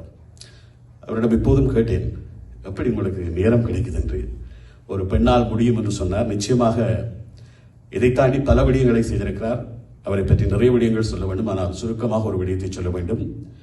தமிழர்களுக்கு இந்த மண்ணிலே பெருமை சேர்க்கக்கூடிய ஒரு அடையாளமாக தமிழ் சமூக மையம் மிக விரைவில் உருவாகப் போகிறது. 2019ஆம் ஆண்டு அதற்கான ஒரு இடைக்கால செயற்பாட்டுக்குள் உருவாக்கப்பட்ட போது இதற்கு மிக முக்கியமாக இவர் கட்டாயமாக தேவை என்று பலர் பரிந்துரைத்த ஒரு பெயர் இவருடைய பெயர். சிலரை ஒருவர் மட்டும் பரிந்துரைத்தார்கள். சில சந்தர்ப்பங்களில் சிலர் கட்டாயமாக சேர்க்கப்பட வேண்டும் என்கின்ற நிலை இருந்தது. ஆனால் பல்வேறு தரப்பினராலும் சுட்டிக்காட்டப்பட்ட ஒருவர். இவரை ஒரு இலக்கிய செயற்பாட்டாளராக, இலக்கிய ஆர்வலராகத்தான் ஆரம்பத்திலே புரிந்து கொண்டாலும் அதன் பின்னர் அவரிடம் இருந்த தலைமைத்துவ பண்பு, அவரிடம் இருந்த அந்த விடாமுயற்சி, அந்த வீரம், அதே வேளையில் இப்படியான ஒரு மிகப்பெரிய திட்டத்தை வெற்றிகரமாக மாற்றுவதற்கு அவர் கொடுத்திருக்கக்கூடிய உழைப்பு, 6 மாதங்கள் போதும் என்று சொல்லி காலில் விழுந்து கூட்டிக் கொண்டு வந்தோம். இன்னைக்கு 5 வருஷமா போச்சு. அந்த அம்மா இன்னும் இருக்கிறார். அவை இல்லாட்டி இது நகரவே நகராது.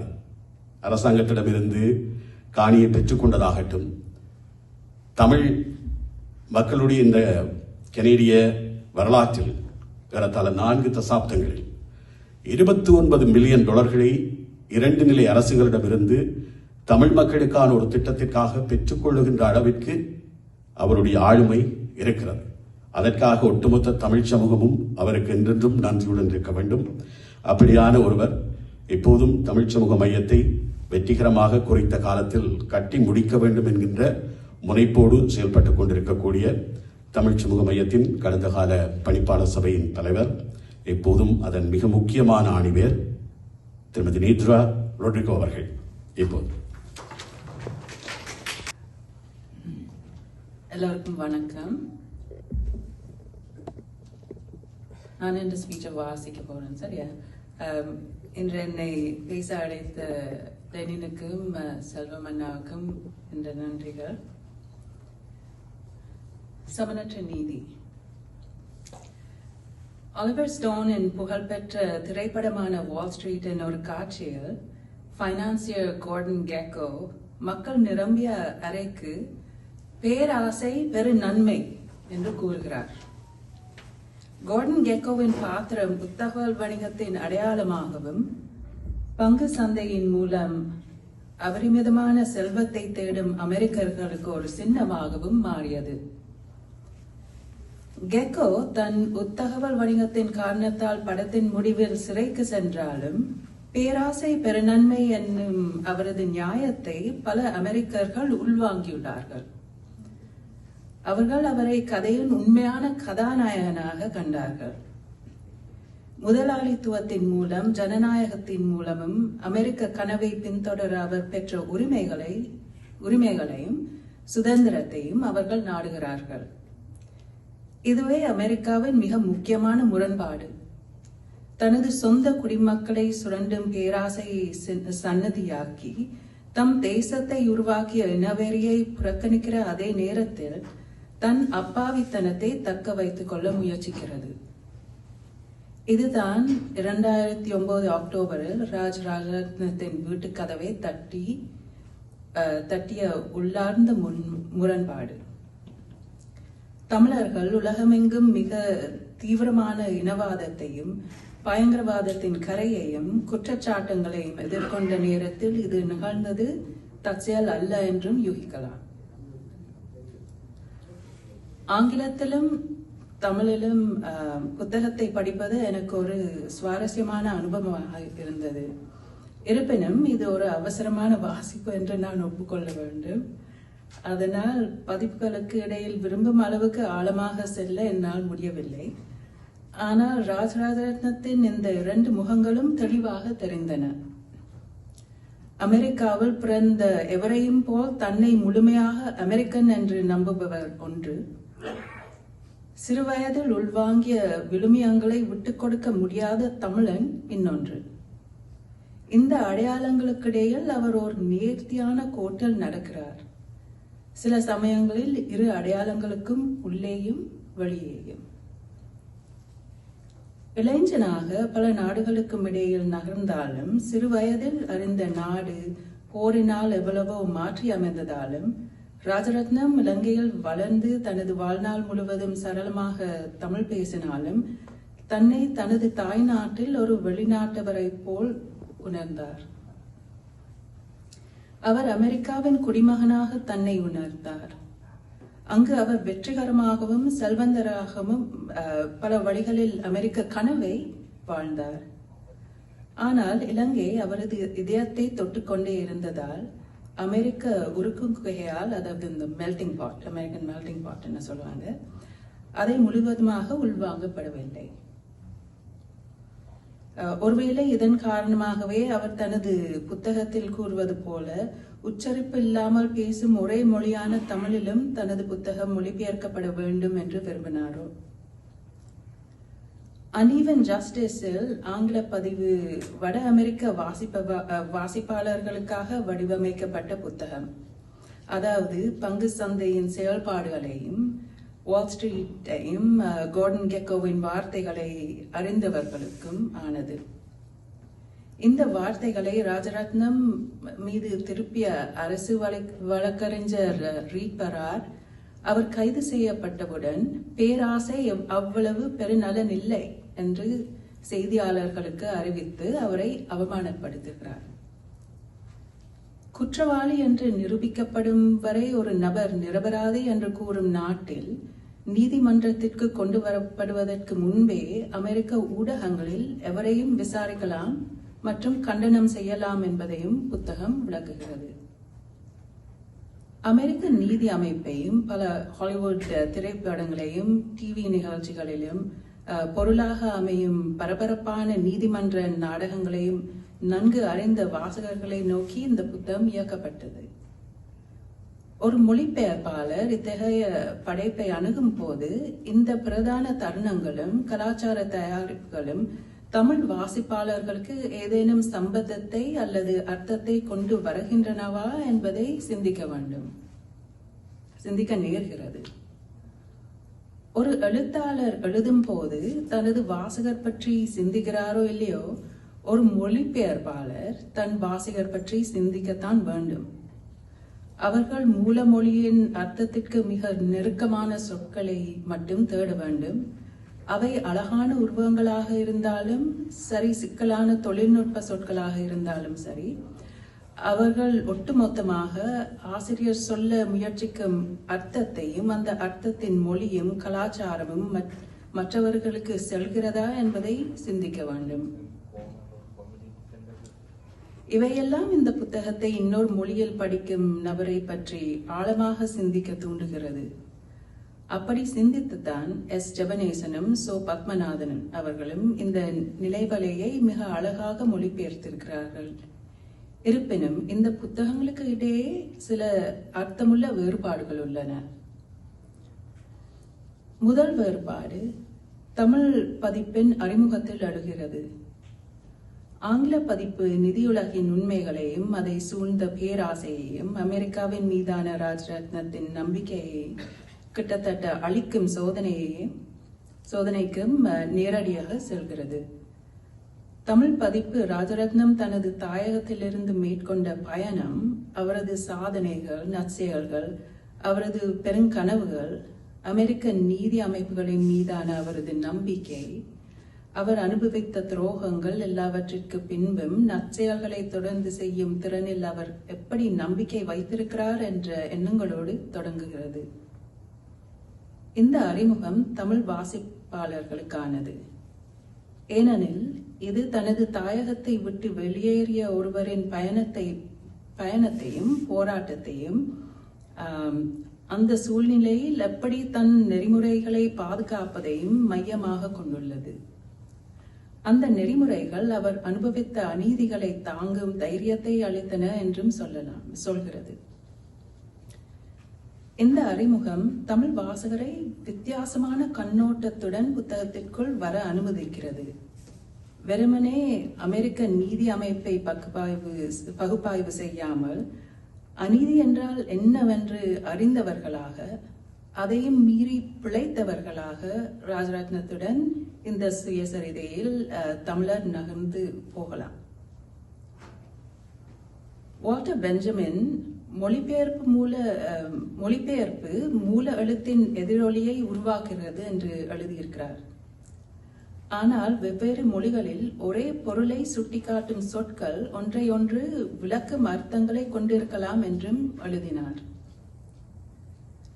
சராசரி வட அமெரிக்கர்கள் படிக்கும்போது ஊர் என்றும் வார்த்தை அவர்கள் மனதில் எங்கோ தொலைவில் உள்ள ஒரு அழகான சிறிய இடமாக தோன்றும். ஆனால் ஒரு தமிழ் நபருக்கு ஊர் என்னும் வார்த்தை ஒரு மகத்தான சக்தியை கொண்டுள்ளது. இது ஆதி நினைவு, வாழ்வாதாரம், மரபுகளையும் இரத்தத்தில் சுமந்து செல்லும் வாழ்க்கை வழிகளையும் கொண்டுள்ளது. ஒரு குழந்தையாவது படிக்காமல் இருந்து விவசாயம் செய்து அவரை பார்த்து கொண்டிருக்கலாமே என்று ஆசைப்பட்ட தன் பாட்டனை ராஜரத்னம் நினைவு கூறும் போது ஒரு மனிதனின் மேல் அவர் ஊர் வைத்திருக்கும் பிடியை புரியக்கூடியதாக இருக்கிறது. குறிப்பிட்டது போல பேராசை என்ற வார்த்தை சமகால அமெரிக்காவில் கெக்கோவின் பேராசை பெரு நலம் என்ற பழமொழியுடன் தொடர்புடையது. ஆனால் தமிழ் குழந்தைகள் கற்றுக்கொள்ளும் பழமொழி முற்றிலும் எதிர்ப்பொருளை தூண்டுகிறது, பேராசை பெரு நஷ்டம் என்று. இந்த புத்தகங்களுக்கு இடையே மிகப்பெரிய வித்தியாசத்தை உருவாக்கி ஒன்றையொன்று விளக்கி வைக்கும் இந்த அர்த்தங்களைத்தான் ராஜரத்னம் சமநிலைப்படுத்த வேண்டியிருக்கிறது. மொழிபெயர்ப்பாளர்களின் உண்மையான திறமை எழுத்தாளரின் குரலை தக்க வைத்துக் கொள்வதுதான். அது குறிப்பாக சுயசரிதையில் மிகவும் தெளிவாக வெளிப்படுகிறது. எஸ். ஜெவனேசனும் சோ பத்மநாதனும் கதையின் தனிப்பட்ட அம்சங்களுக்கும் சுருங்கிய வகையில் நீதி உலகத்தை விவரிப்பதிலும் அமெரிக்க நீதி அமைப்பு பற்றிய விவரங்களை பகிர்வதில் சிறப்பு கவனம் எடுத்திருக்கிறார்கள். தமிழ் பிரதியில் மொழி அணுகக்கூடியதாகவும் தெளிவானதுமாக அமைகிறது. அமெரிக்க பங்கு சந்தை அல்லது நீதியின் அனைத்து நுணுக்கங்களிலும் ஆர்வமில்லாவிட்டாலும் மரியாதைக்குரிய நபரை ஏன் எப்படி அவமானப்படுத்தி சிறையில் அடைக்க முடிந்ததென்று அறிய ஆர்வமாக உள்ளோர் படிக்கக்கூடியதாக தேவையான இடங்களில் சுருக்கமாக கூறுகிறது. ஒரு தமிழர் என்ற முறையில் அவரது நெறிமுறைகளை பற்றிய முழுமையான விவரிப்பும் ஆழமான பார்வையும் அவர் குடும்பம் மீதான பாசமும் குற்றவியல் நீதி அமைப்பில் இனவெறி அனுபவத்தையும் மிகவும் நுணுக்கமாக தமிழ் பதிவு சொல்கிறது. ஆங்கில பதிப்பு அறிவுபூர்வமாக வாதம் முன்வைக்கப்பட்டாலும் தமிழ் பதிப்பில் உணர்வுபூர்வமாக அது வருகிறது. ஆங்கில பதிப்பை படித்த போது அமெரிக்கரான ராஜரத்னம் ஈஸ்டர் அருகில் உள்ள அவரது அழகிய அடுக்குமாடி வீட்டில் பக்கத்து வீட்டில் பெற்றோர் வசிக்க அவரது பங்கு சந்தை வேலையை செய்து அமெரிக்க கனவை நிறைவேற்றுபவராகத்தான் அறியக்கூடியதாக இருந்தது. இது மற்ற அமெரிக்கர்களுக்கு ஒரு எச்சரிக்கை கதையாக அமைகிறது. இந்த அமெரிக்க கனவில் அவர் வாழ்ந்தாலும் இந்த அமெரிக்க கனவில் வாழ்ந்தாலும் உங்களை குற்றம் சாட்டும் அதே குற்றங்களால் பயனடையும் வழக்கறிஞர்களாலும் அரசியல்வாதிகளாலும் நீங்கள் குறிவைக்கப்பட்டு வீழ்த்தப்படலாம். தமிழ் பதிப்பில் தான் ராஜரத்னம் என்ற தமிழ் மனிதரை பற்றி அறிகிறோம். அவரது தாத்தாவின் வார்த்தைகள் சிறுவயது முதல் அவருடன் தங்கியிருந்ததும் அதனால் அவர் தனது பெற்றோருடன் எப்போதும் நெருக்கமாக இருப்பதை விரும்பியதும் தன் குழந்தைகள் தான் தேடிய எல்லா செல்வங்களிலும் பெரிய செல்வம் என்பதை உறுதிப்படுத்துவதும் தமிழில்தான். வில்லியம் ஷேக்ஸ்பியரின் ஒத்தெல்லோ என்ற நாடகத்தில் வில்லன் யாகோ சொல்கிறான், என் பணப்பையை திருடுபவன் கழிவு பொருளை திருடுகிறான். இது ஏதோ பெரியதொன்றும் இல்லை. என்னுடையது, அவருடையது, ஆயிரக்கணக்கானோருக்கு அடிமையானது. ஆனால் என்னிடமிருந்து என் நல்ல பெயரை பறிப்பவன் அவனுக்கு பயனில்லாததை பறித்து என்னை மிகவும் ஏழையாக்குகிறான். பேராவலின் காரணமாக மற்றவர்களின் நல்ல பெயரை அளிக்கும் வில்லனால் இந்த வரிகள் பேசப்படுவது நாடகத்தில் மிகவும் குறிப்பிடத்தக்கது. ராஜரத்னத்தின் கதையை படிக்க இந்த வரிகளே நினைவுக்கு வந்தன. அவரது சூழ்நிலையில் அந்த கொள்ளையினால் வளப்படுத்தப்பட்ட ஒரு நபர் காரணமாக தனது நல்ல பெயரை இழந்தார். மேலும் அந்த நபர் தன் நெறிமுறையற்ற நடைமுறைகள் இறுதியில் வெளிப்படும் வரை தனக்கென நற்பெயரும் புகழும் உருவாக்கி கொண்டார். 7 வருடங்கள் சிறைவாசம் முடிந்து விடுதலையான ராஜரத்னத்தின் முன்னால் இருந்த மிக கடினமான பணி அவருடைய செல்வத்தை மீட்பது அல்ல. அது அவருடையது, மற்றவர்களுக்கு சென்றது, அவருக்கு திரும்பியது. தன் அழியாத பகுதி என்று ஷேக்ஸ்பியர் அழைத்த நற்பெயரை மீட்பது தான் கடினமான பணியாக அமைந்தது.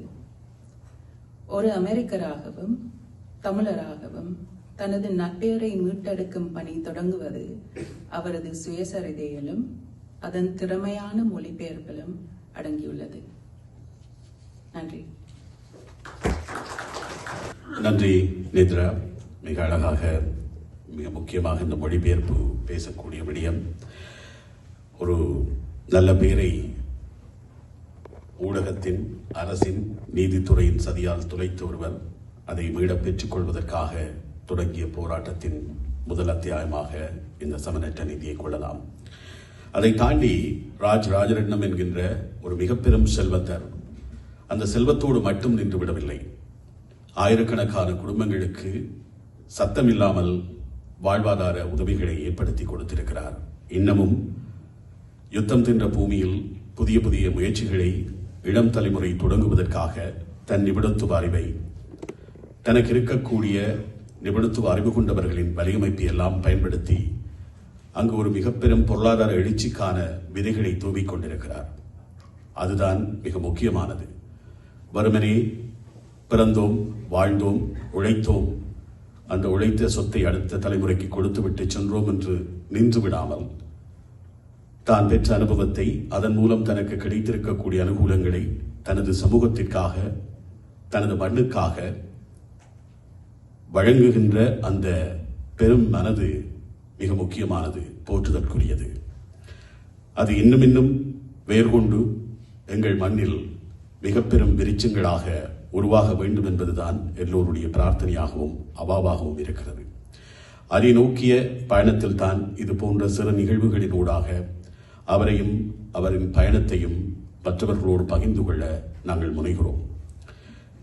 அந்த வகையில் இந்த புத்தகம் ஆங்கிலத்தில் வந்தபோது அல்லது இவருடைய கதையை கேட்டபோது ஒரு திரைக்கலைஞனுக்குள் இருக்கக்கூடிய அந்த தாகம் என்பது, இப்படியான ஒருவருடைய கதையை நாங்கள் பதிவு செய்ய வேண்டும், அதை எல்லா இடங்களுக்கும் கொண்டு சேர்க்க வேண்டும் என்பதாகத்தான் இருக்கும்.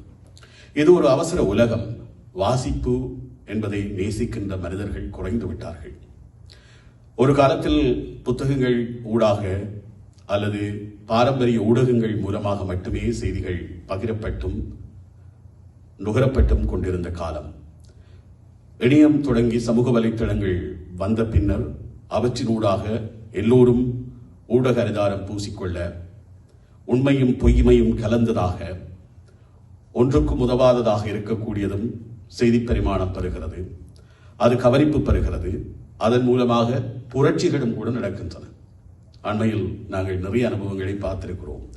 சமூக வலைத்தளங்கள் ஒருவரை உயரத்திலிருந்து பாதாளத்தில் தள்ளி வீழ்த்தவும் முடியும், பாதாளத்தில் இருக்க வேண்டிய ஒருவரை மிக உயரத்தில் தூக்கி வைத்து கொண்டாடவும் முடியும் என்பதற்கான உதாரணங்களை நடந்து முடிந்த தேர்தல்களின் மூலம் நாங்கள் தெரிந்து கொள்ளக்கூடியதாக இருக்கும். இலங்கையில் மட்டுமல்ல, உலகம் முழுவதிலும் அதுதான் நியதி, அதுதான் இயற்கையாகவும் இருக்கிறது. இதை தாண்டித்தான் நாங்கள் பயணப்பட வேண்டும். முன்பு பெரிய பெரிய புத்தகங்களை வாசித்துக் கொண்டிருந்தோம், பின்பு அவை சுருங்கியது. சமூக வலைத்தளங்கள் வந்தபோது ஃபேஸ்புக் நிறைய எழுதுவதற்கு, பிளாக்ஸ் வந்தது, நிறைய எழுத முடிந்தது. அதன் பின்னர் ஃபேஸ்புக் வந்தது, அந்த எழுத்து வடிவம் சுருங்கியது. அதுவும் போதாது என்று ட்விட்டரில் 2 வரிகளில் எங்கள் கருத்தை சொல்லி கடந்து செல்ல பழகிக் கொண்டோம். சரி, எழுத்து வடிவம் மாறி காணொளி வடிவம் வருகின்ற போது மிகப்பெரிய காட்சி படிமங்களை கொண்டு யூடியூப் புகழ் பெற்றது. இப்போது எங்களுக்கு யூடியூப் பார்ப்பதற்கும் நேரம் இல்லை. ரீல்ஸ், ஷார்ட்ஸ் என்று வினாடிகளுக்குள் நாங்கள் விடயங்களை தெரிந்து கொள்ள விரும்புகிறோம்.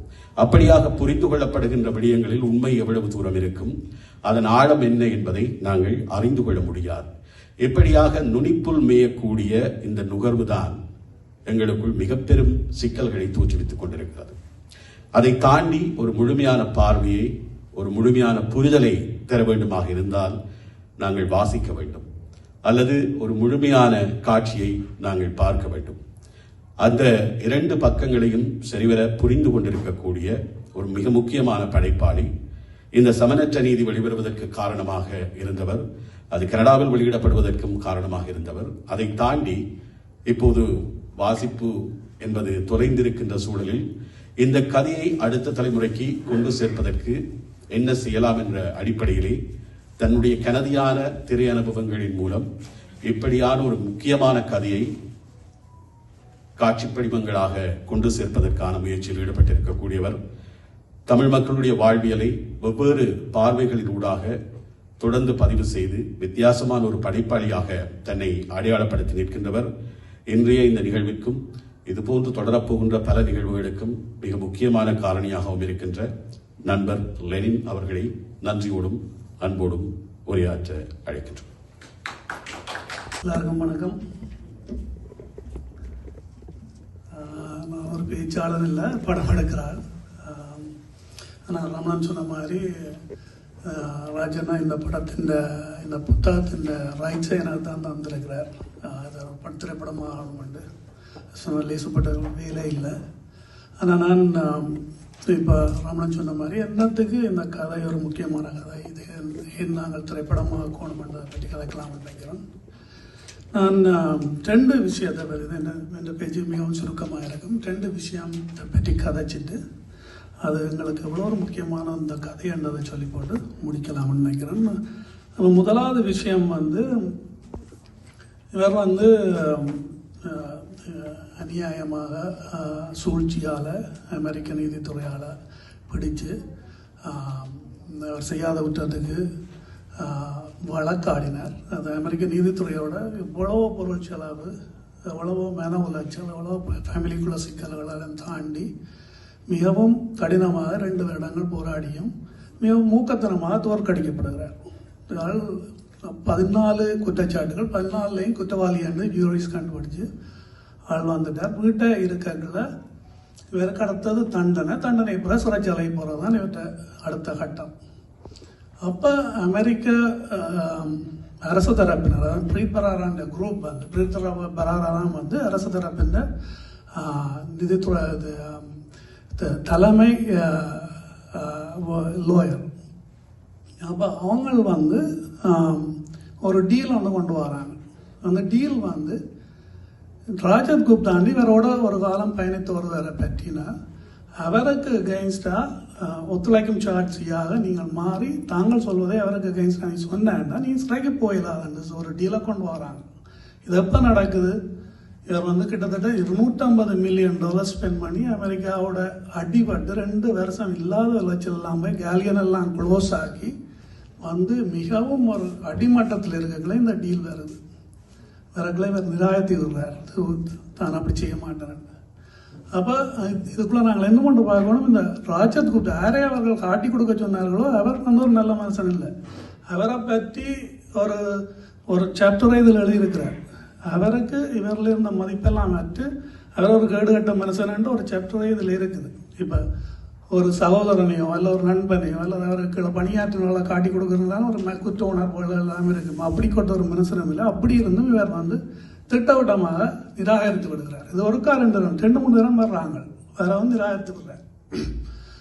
அப்போ இது ஒன்று, இது ஒரு விஷயம். இன்னும் ஒரு விஷயம் வந்து இவர் இருக்கிறார், இவர் நிராகரித்து விட்டார். அப்போ அரசு தரப்பு பிரிப்பரார் ஆக்களுக்கு அவங்க சரியான கோபம் வந்துடுது, இவருக்கு இன்னும் பழகையிலேன்னு போட்டு இவருக்கு 20 வருடங்கள் உள்ளே அனுப்புறதுக்காக அவங்க தரப்பில் அலுவல்கள் நடந்து கொண்டிருக்கு. அப்போ கடைசியாக தீர்ப்பாண்டு அமெரிக்காவில் ஒரு வழக்கம், அமெரிக்காவில் உலகம் முழுக்க ஒரு வழக்கம் இருக்குது வந்து இந்த தீர்ப்பு கொடுக்கறதுக்கு முதல் நீதிபதி வந்து குற்றவாளியை பேச சொல்வார். அப்போ நார்மலாக என்ன நடக்கும்னா இந்த குற்றவாளிகள் வந்து நீதிபதிட்டு ஒரு கருணை மாதிரி கேட்பார், நீங்கள் வந்து உங்களோட தீர்ப்பில் கருணை காட்டுது இந்த ரீசன். அப்போ இந்த விஷயம் வந்து புத்தகத்தில் இல்லை, இது நான் அவரோட பயணித்தபடியால் தெரிந்த விஷயம். அப்போ அந்த காலையில் இவற்றை உற்றார் உறவினர் சகோதரர்கள் நண்பர்கள் எல்லாம் சேர்ந்து இவருக்கு அறிவுரை சொல்கிறார்கள். ராஜ், உங்களை 20 வருஷத்துக்கு உங்களை உள்ளதாக பார்க்குறாங்க, நீதிபதி உன்னை கதைக்க சொல்லக்கல, நீங்கள் சொல்லுங்கள் எனது பிள்ளைகள் வந்து டீனேஜர்ஸ், அவர்கள் வளர்றதை நான் பார்க்கணும், எனது அம்மா அப்பாவும் வாழ்க்கையில் இறுதி நிலையில் இருக்கணும், அவர்களோடு நான் இருக்கணும். அதை விட எனக்கு டயபெட்டிஸ் இருக்குது, நீண்ட கால சிறை வாழ்க்கையில் எனது உயிருக்கு ஆபத்துகளை பற்றி நீ கதைச்சு நீதிபதிட்டு ஒரு கருணையை கேள், உங்களோட ஷோ மேர்சி ஆன் யுவர் சென்டென்ஸ்ன்னு கேட்க சொல்கிறார். இவரும் ஓகேன்றெல்லாம் கேட்டுட்டு அங்கே வந்து இவைகள் என்ன நினைத்த மாதிரியே அரசு தரப்பு வழக்கு அவங்கள்ட்ட சைட்டில் சொல்கிறாங்களே இவருக்கு 20 வருஷமாவது குறைந்த கொடுக்கணும்னு சொன்னாங்க. பிறகு இவருக்கு வருது, நீதிபதி கேட்கிறார், ராஜ் நீங்கள் ஏதாவது கூற விரும்புகிறீர்களான்னு. எழும்பி இதுதான் முதல் ஸ்வீட் பண்ண ஒரே ஒரு வேண்டும், கடைசி வேண்டும், இல்லை என்று விட்டு இருந்துடுவார். இது என்னன்னா இந்த 2 விஷயத்தையும் பார்த்தா இது வந்து பிறகு வெளியில் உள்ள வெஸ்டர்ன் அனாலிஸ்ட் எல்லாம் வந்து இது ஒரு மொக்குத்தனமான வேலை, இந்த டீலேன்னு இவர் இப்படி மறைச்சவர், இவருக்கு என்ன நடந்தது, புத்தி கெட்டு போச்சா, அப்படி இப்படி என்னெல்லாம் கதைக்க தொடங்கிட்டாங்களே. ஏன்னா இப்படி ஒரு சிறைக்கு போகாமல் இருக்கிற சந்தர்ப்பம் இருந்தும் இவர் எடுக்காத காரணம். ஆனால் எனக்கு அது விளங்குது. ஏனென்னா எங்கட வரலாற்றில் இந்த ரமணன் சொன்ன மாதிரி தான் இந்த வீரம் வந்து எங்கட சரித்திரங்கள் கதைகள் அதுகளுக்குள்ளால எங்களுக்குள்ள வந்தது. அதே மாதிரி தான் அரசி சொன்ன மாதிரி அந்த வீரத்தாய் இந்த கதையெல்லாம் கேட்டு தான் இவர் வளரக்குள்ள இவர் வந்து அதெல்லாம் இவருக்குள்ளேயே இருந்தது. ஒரு மனுஷனை வந்து நீங்கள் தோற்கடிக்கலாம், அவன் மனுஷனுடைய ஆன்மாவை தோற்கடிக்க விடக்கூடாது என்பது வந்து எங்களுடைய ஒரு வீரத்தின் ஒரு செயல்பாடுன்னு நான் பார்க்குறேன். அது வந்து ராஜனா மாத்திரம் இல்லை, எங்கள் எல்லாருக்குள்ளேயும் அது ஏதோ ஒரு வகையாக நாங்கள் படித்ததா பாடசாலையிலையா இல்லை எங்களோட பெற்றோர்களுக்குள்ளால் அது ஊட்டப்பட்டு கொண்டே வருது. இதுக்கு நல்ல உதாரணங்கள் இருக்குது. அண்மை காலத்தில் இதுக்கு முதல் ஒரு 5 மாதத்துக்கு முதல் தான் விடுதலை போராட்டம் வந்து நிற்கப்படுது. அதில் விடுதலை புலிகள் வந்து சொல்கிறார்கள், கடைசி கட்டத்தில் எல்லாம் இல்லா ஆட்டத்திலையும் நமது ஆயுதத்தை மௌனிக்கிறோம், சரணடையில். அதே மாதிரி கொஞ்ச காலம் முந்தி போனவன்னா பிரபாகரன் வந்து 32 வயதில் அவருக்கு முதலாக ஆண் குழந்தை பிறகு அவர் 6 மாதத்தில் இருக்கிறதுல இந்திய அரசாங்கம் வந்து ஒரு புற கொண்டு வருது. இவர்கிட்ட இருந்தது ஒன்றே ஒரு 750 போராளிகள் தான், எல்லாம் வழியும். ஆனால் அவங்களும் என்ன சொல்கிறாங்க, வடகிழக்கு நினைச்சு உன்னை முதலமைச்சர் ஆகிறோம் சைன் வையாண்டு ஃபோர்ஸ் பண்ணாலும் அவர் சொல்கிறார், இல்லை நான் அடிபடுவேன் என்று அடிபடுறார். இது கட்டம் கட்டமாக இந்த விடுதலை குட்டிமணியை பார்த்தீங்கன்னா, குட்டிமணி தீர்ப்பு முடிஞ்சு மெனராண்ட தீர்ப்பு முடிஞ்சு வழியில் வந்து என்ன சொல்கிறார், எனது கண்களை கண் தெரியாத தமிழக கொடுங்கள், வளரப்போகும் தமிழகத்தையும் எனது கண்களாவது பார்க்கட்டும்னு சொல்கிறார். அப்போ என்னடா இது வந்து ராஜ்யம் மாத்திரம் இல்லை, எங்களோட ஹிஸ்ட்ரியிலே இப்படி இது வந்து அதை தாண்டி திரும்ப வர்ற ஒரு விஷயம். அது ஏதோ ஒரு விதத்தில் எங்களோட மக்களுக்குள்ள கடத்தப்படுது. அந்த தன்மை தான், அந்த விடாமுயற்சியும் போராட்ட குணமும் தான் நான் நினைக்கிறேன். இப்போ உலகமங்கம் உள்ள புலம்பெயர்ந்த தேசத்தில் வாழ்கிற நாங்களெல்லாம் மிகப்பெரிய சக்ஸஸ்ஃபுல்லாக இருக்கிறது காரணம் அதுதான். இப்போ ராஜனா மாத்திரம் இல்லை, மிகப்பெரிய சக்ஸஸ்காக இருக்கிறது நாங்கள் நினைக்கிறோம். இது எத்தனையோ செல்வந்தர்கள் இருக்கு, சொரலிங்கன்னா அடுத்த பேச போகிறார், அவரே வந்து ஒன்றுமில்லா இந்த நாட்டுக்கு வந்து மிகவும் ஒரு சக்ஸஸ்ஃபுல்லாக இருக்கிறார். இதுக்கெல்லாம் காரணம் வந்து நான் நினைக்கிறேன் அந்த அடிமனத பண்பாடு, எங்கள்கிட்ட இருக்கிற அந்த ஓர்மம், எங்கள்கிட்ட இருக்கிற அந்த போராட்ட குணங்கள். அடுத்த எந்த ஒரு கட்டத்திலையும் எங்களோட ஆன்மாவை நாங்கள் விட்டு கொடுக்கக்கூடாது வந்தது வந்து வழியே வந்து எங்களுக்கு அது பயிற்றப்பட்டிருக்குது. நான் ராஜத் குப்தான்னு ஒரு யூடியூப் வீடியோ பார்த்தேன்னா அதில் அவர் சொல்கிறார், ராஜ் வந்து தன்னை காட்டி கொடுத்துருந்தா தன்னை கதையை முடிந்திருக்கும், ஆனால் அவர் ஏன் அப்படி செய்தார், ஏன் காட்டி கொடுக்கவில்லைன்னு எனக்கு என்னமே புரியலை என்றார். அப்போ அவருக்கும் விளங்காது. ராஜத் குப்தாவுக்கு விளங்காத பிரச்சனை இல்லை, பிரீத் பராராவுக்கு விளங்காத பிரச்சனை இல்லை, வெளிநாட்டில் உள்ள வெஸ்டர்னஸுக்கு விளங்காத பிரச்சனை இல்லை. ஆனால் என்ன பிரச்சனைனா இந்த அக்காண்ட படியன் வந்து அவன் ஃபைனான்ஸு இந்த ஸ்டாக்ஸ்லேயும் இன்ட்ரெஸ்ட் நான் இந்த புத்தகம் வந்தோன்னா வாசிறான்னு சொன்னான். அப்போ அவனோட கதை கேட்கல என்னத்துக்கு இவர் அந்த டீல் எடுக்கல, ராஜத் குப்தா காட்டி கொடுத்து என்ன எடுக்கலன்னு நினைக்கிறேன். அவன் முதல் சொன்னான் he should have taken the deal. நான் okay he didn't take it, என்னதுக்கு எடுக்கலன்னு நினைக்கிறேன்னு சொன்னான். அப்போ அவன் சொல்கிறான் he let his ego make the decision. அவன் என்ன நினைக்கிறான், இது ஒரு ஈகோ பிரச்சனை, பிரீத் பராராக இவருக்கு உள்ள ஈகோ பிரச்சனை. அதெல்லாம் ஆனால் என்னென்னா நாங்கள் வடிவாக பார்க்கணும், ஒரு மனுஷனுக்கு அப்படி ஒரு ஈகோ உள்ள மனுஷன். இப்போ நீங்கள் இந்த கேலியன் இன்றைக்கு இருந்திருந்தா இன்றைக்கு இந்த வருஷம் மட்டும் இருந்திருந்தால் அது இந்த ப்ரொஜெக்டட் ஃபண்டின் வேல்யூ வந்து $30 பில்லியன் இருந்திருக்கு. ஒரு வெறுமனையே ஒரு ஈகோ பார்க்குற மனுஷனால அப்படி ஒரு பெரிய ஒரு நிறுவனத்தை கட்டி எழுப்ப இயலாது. நான் நினைக்கிறேன் நான் சொல்கிறேன் இந்த எங்களோட பண்புகளும் நாங்கள் எடுத்து வந்த செயலும் எங்களோட போராட்ட குணங்களும் எங்களோட விடாமுயற்சிகளும் இதுகள்லாம் இந்த ஒரு மனுஷனை அப்படியான இடத்துக்கு கொண்டு போகுது. வெறுமனே லக்கும் அதீத ஆற்றலும் ஒரு மனுஷனை இவ்வளோ பெரிய ஆளாக்கலாது. இப்போ நான் திரும்பி பார்க்கல 1983 ஒரு 21 வயது ராஜரட்னம் வந்து வால் ஸ்ட்ரீட்டுக்குள்ள உள்ளாட்டா இதெல்லாம் பெரிய சர்ப்ரைஸாக தெரியலை. ஏன்னாண்டா அப்படி ஒரு மனுஷன் எல்லாம் தோற்கடிக்கப்பட்டு விட்டு நீ சிறைக்கு போக தேவையில்லை, டயபிட்டிஸோடு இருக்கிறாரு, கொடூரமான சிறைகள் என்ன அமெரிக்காவில். அது ஒரு பில்லியனர் உள்ளவனா வெளியில் என்ன உயிரோடவா அப்படி இருக்கும். பிள்ளைகளெல்லாம் 13, 14, 15 அப்படி இருக்கும். நீல எடுக்கல. அப்போ அதான் இந்த புத்தகத்தில் வந்து ராஜண்ணா கட்டபொம்மன் என்ற வீரத்தா இந்த கதையோட சேர்த்து கட்டபொம்மன் என்ற கதையும் சொல்கிறார். அதில் என்ன கட்டபொம்மன் வந்து பிரிட்டிஷ் ஃப்ளாகை சவுட் அடிக்கலை, தூக்கும்போது தூக்கி சேர்த்தது அதுன்னு அந்த கதையில் பயங்கர சர்ச்சைகள் இருக்கு. இப்போ அது வந்து புனை கதை என்றாலும் உண்மை என்றும் எங்களுக்கு தெரியாது. ஆனால் என்னென்னா எங்களுக்கு வந்து இந்த புலம்பெயர்ந்த சமுதாயத்தில் வளர்ற அடுத்த ஜெனரேஷன் பிள்ளைகளுக்கு நான் சொல்கிற இதுகள் வந்து கடத்தப்படையில்லை. அதுதான் என்ற பெரிய ஒரு ஆதங்கம். அவர்கள் வந்து ஒரு ஈகோ கொண்டு போட்டு இதை தட்டி செல்ல பார்க்குறார்கள். ஆனால் அது இல்லை. இது எங்களோட வரலாறுகள், எங்களோட பண்பாடுகள், அதோட ஒன்றின ஒரு பெரிய ஒரு லாங் ப்ராசஸ். இது வந்து என்னென்ன கடத்தி செல்றோம். அவங்களுக்கு கட்டபொம்மன் கதை தேவையில்லை. இதுதான் எங்களோட கதை, இதுதான் எங்களோட அடுத்த ஜெனரேஷனுக்கு போகணும். இந்த ஒரே ஒரு காரணத்துக்காண்டி தான் நான் இதை படமாக எடுக்கணும்னு முயற்சி செய்கிறேன். நன்றி. நிச்சயமாக உங்களுடைய கனவு மட்டுமல்ல, எல்லோருடைய கனவாகவும் அது இருக்கிறது. இது திரைப்படமாக வருகின்ற போது அடுத்த தலைமுறை அதன் உள்ளார்த்தத்தை புரிந்துவிடக்கூடியதாக இருக்கும். இது போன்ற உரையாடல்களின் இதை அடுத்த தலைமுறையைச் சேர்ந்தவர்கள் மத்தியிலே நடத்துவதும் அதில் இன்றியமையாததாக இருக்கும். அப்படியான ஒரு கருத்து பகிர்வு இடம்பெறமாக இருந்தால் அவர்களோடும் இது பற்றி உரையாடலாம். அதற்கான ஒரு முயற்சியும் மேற்கொள்ளப்பட வேண்டும். இது சமனற்ற நீதியின் நூல் வெளியீடு.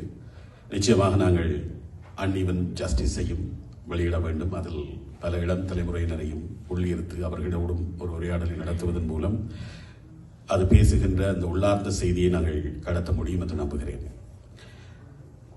தமிழர்களிடம் இருக்கக்கூடிய அந்த வீரம், விடாமுயற்சி இவை பற்றி பேசுகின்ற போது பாரதி நினைவிற்கு வருவான். பாரதியை தாண்டி நாங்கள் வீரத்தை பேசிவிட முடியாது. ரௌத்ரம் பழகு என்று சொன்னவன். அப்படியான ரௌத்ரம் பழகக்கூடிய ஒரு மனிதரைத்தான் இப்போது நாங்கள் அழைக்கப் போகிறோம். அவரிடம் நிறைய ஆதங்கம், நிறைய கோபம் இருக்கிறது. அத்தனையும் நியாயமானதுதான். துரதிர்ஷ்டவசமாக அவரிடம் இருக்கக்கூடிய அந்த கோபங்கள், அதற்கான வாய்ப்புகள் ஏற்படுத்தப்படுமாக இருந்தால் எங்களுடைய தலைமுறை, எங்களுடைய சந்ததி, எங்களுடைய சமூகம் மிகப்பெரிய உயரங்கள் எல்லாம் தொட்டிருக்க முடியும். யுத்தம் நிறைவடைந்த பின்னர் புலம்பெயர்ந்த தேசங்களில் இருந்து தாயகத்தை நோக்கி பல்வேறுபட்ட மனிதாபிமான உதவிகள் மேற்கொள்ளப்பட்டன. ஆனால் அவை வெறுமனே ஒரு துயர் துடைப்பு நிவாரணங்களாக இருந்தன. பாதிக்கப்பட்ட மக்களுக்கு வீடுகள் உருவாக்கி கொடுத்தல் அல்லது பொருளாதார ரீதியான உதவிகளை ஏற்படுத்தல் இவையெல்லாம் தற்காலிகமானவைதான்.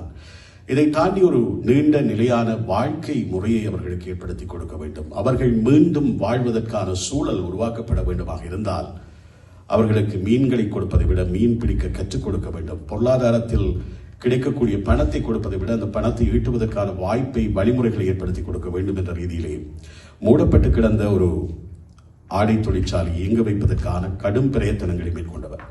லெனின் குறிப்பிட்டது போல இங்கே வருகின்ற போது அவர் வெறுமனே தன்னுடைய கல்வி தகுதியோடு வந்தார். இந்த மண்ணில் அந்த கல்வி தகுதியோடு அவர் எங்காவது ஒரு இடத்தில் பணிபுரிந்து ஓய்வு பெற்று இப்போது ஒரு ஓய்வு கால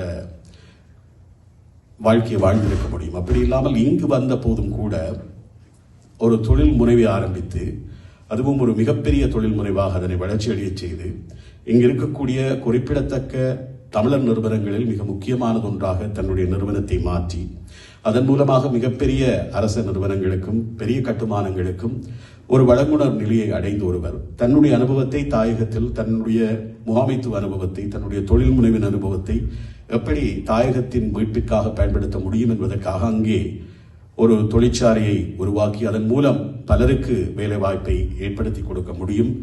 அது ஒரு முன்மாதிரியான ஒரு மாடலாக இருக்கும் என்ற நம்பிக்கையோடு தொடர்ச்சியாக இன்றும் அவர் இயங்கிக் கொண்டிருக்கிறார். அது அவருடைய ஒரு பக்கம்.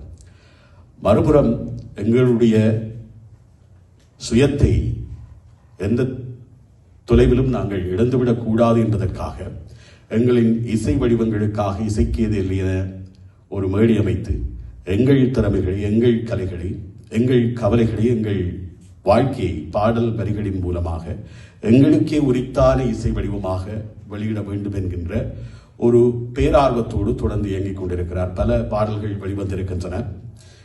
அவருடைய 2 முகங்கள். அதை தாண்டி இப்போது அவர் ஒரு பேச்சாளராக இந்த புத்தகம் பற்றிய தனது அனுபவத்தை பகிர்ந்து கொள்ளப் போகின்றார். மிகப்பெரிய மதிப்பும் மரியாதையும் நம்பிக்கைக்கும் உரிய ஒரு மனிதராக இருக்கக்கூடிய வைரமுத்து சொர்ணலிங்கம் அவர்களை இப்போது உரையாற்ற அழைக்கின்றோம். என்னை பற்றி நிறையவே சொல்லிவிட்டார். என்னுடைய ஆதங்கம் எல்லாம் எங்களால் எவ்வளவோ சாதிக்க முடியும், ஆனால் நாங்கள் அடிமை தலையில் சிக்கியிருக்கிறோம். கலையை பொறுத்தவரையில் எங்களுக்கு எல்லாமே தரப்படுகிறது. இலக்கியம், நாடகம், தொலைக்காட்சி, சினிமா எல்லாம் எங்களுக்கு கிடைக்கிறதானே என்று நாங்கள் எதுவும் முயற்சிக்காமல் இருக்கிறோம். இதுதான் எனது ஆதங்கம் கலையை பொறுத்தவரை. இந்த புத்தகத்தை நான் வாசித்த போது நான் கண்டுகொண்டது, நியாயம் என்று தெரியும் போது, நான் தவறிழைக்கவில்லை என்று தெரியும் போது போராடு. அதன் முடிவு என்னவே இருந்தாலும் பரவாயில்லை, போராடு. போராடி உனது பக்கத்து நியாயத்தை நீ அவர்களுக்கு எடுத்து கூறு என்று போராடிய ஒருவரைத்தான் நான் கண்டேன். இவர் போராட்ட குணம் இவர் வளர்ந்த போது சொன்ன போது அந்த வெற்றி தாயின் கதை, கட்டபொம்மனின் கதை இவற்றினூடாக ஊட்டப்பட்டதாக இருக்கலாம், அல்லது 83களில் நடந்த இனக்கலவரம், அதன் பின்பு நடந்த போராட்டங்கள் இவருக்குள் ஏற்படுத்திய ஒரு உணர்வாக இருக்கலாம்.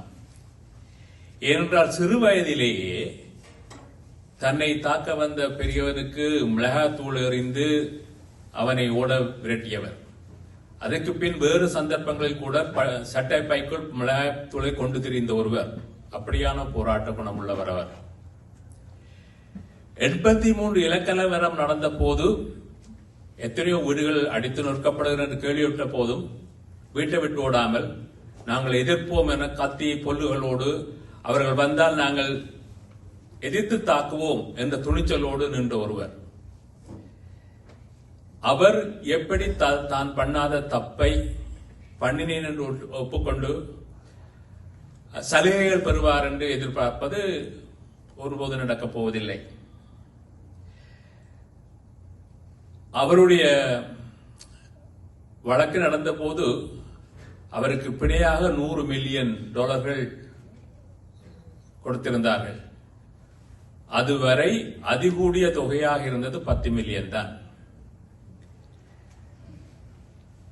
அவர் மேல் குறிப்பிடப்பட்ட வழக்கு வந்து தகவல் வணிகம் செய்தார் என்பது. ஆனால் சபாநாயகர் உட்பட 34 சட்ட பேரவை உறுப்பினர்கள் இப்படியான உட்தகவல் வணிகம் செய்திருக்கிறார்கள். இது அரசாங்கத்துக்கும் தெரியும். ஆனால் அவர்கள் யாருக்கும் இல்லாமல் இவருக்கு மட்டும் ஏன் தண்டனை? அதே நேரத்தில் 1997 கலியன் நிறுவனம் ஆரம்பிக்கப்பட்டது. 2007 20க்கும் மேற்பட்ட கலியன் ஊழியர்கள் இந்த முறைகேடுகள் பற்றி விசாரிக்கப்பட்டு எந்த முறைகேடும் அவர்களால் கண்டுபிடிக்க முடியவில்லை. ஆனாலும் ராஜரட்னத்தின் மேல் குற்றம் சாட்டப்பட்டது. இந்த முழு பிரச்சனைக்கும் காரணத்தை பார்த்தால் ரூமிகான் என்ற ஒருவர் தான் இருப்பதாக எனக்குப்பட்டது.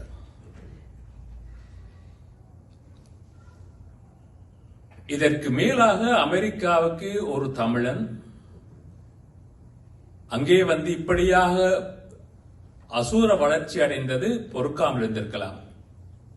என் பார்வையில் அமெரிக்கா உலக போலீஸ். எந்த நாட்டில் ஏதாவது பிரச்சனை இருந்தால் அது அமெரிக்கா தான் என்று நான் அடித்து கூறுவேன். அப்படியான நாடுதான்.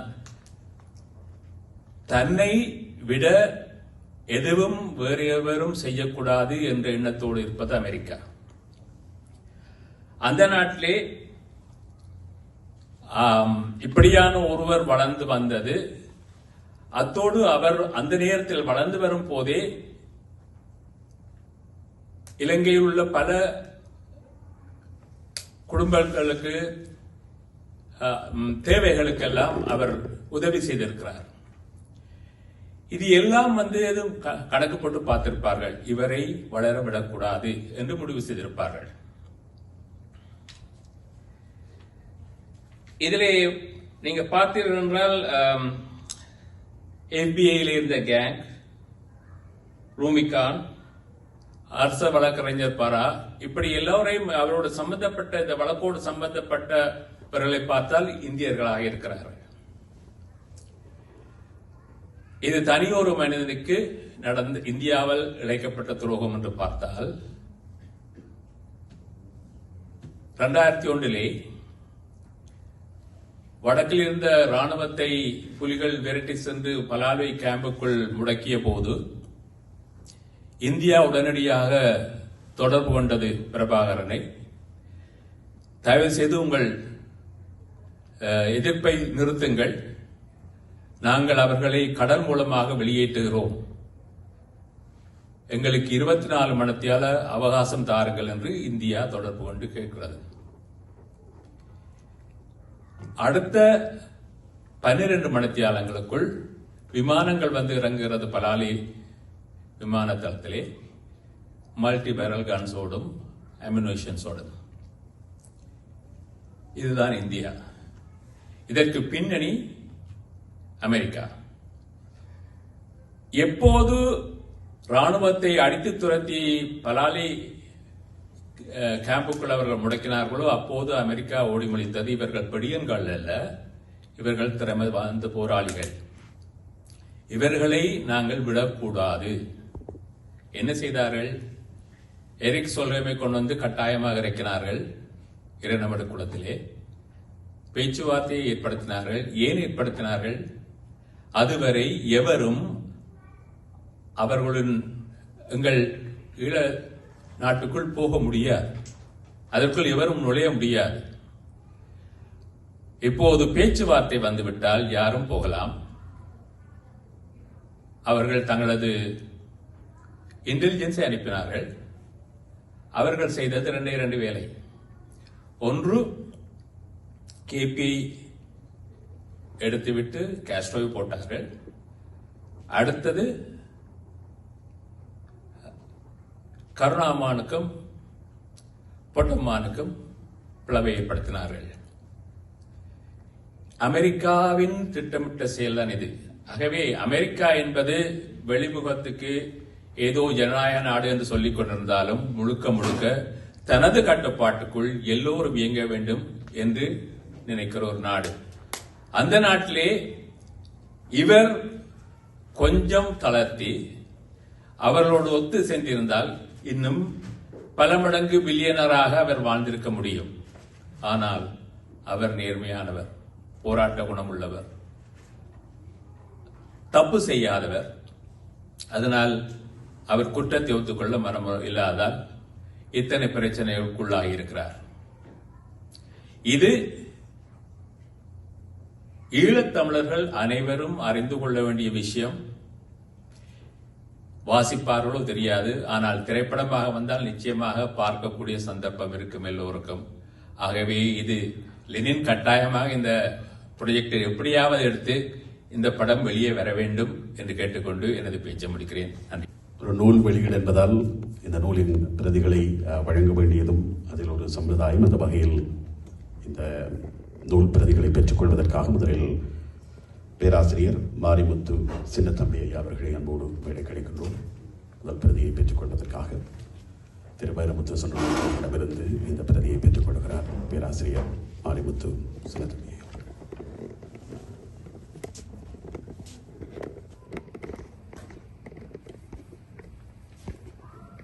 அடுத்த பிரதியை பெற்றுக் கொள்வதற்காக வீடு துறையில் தொடர்ச்சியான சாதனைகளை படைத்து வரும் உதயன் சிவராஜா அவர்களை அன்போடு மேடை கிடைக்கின்றோம்.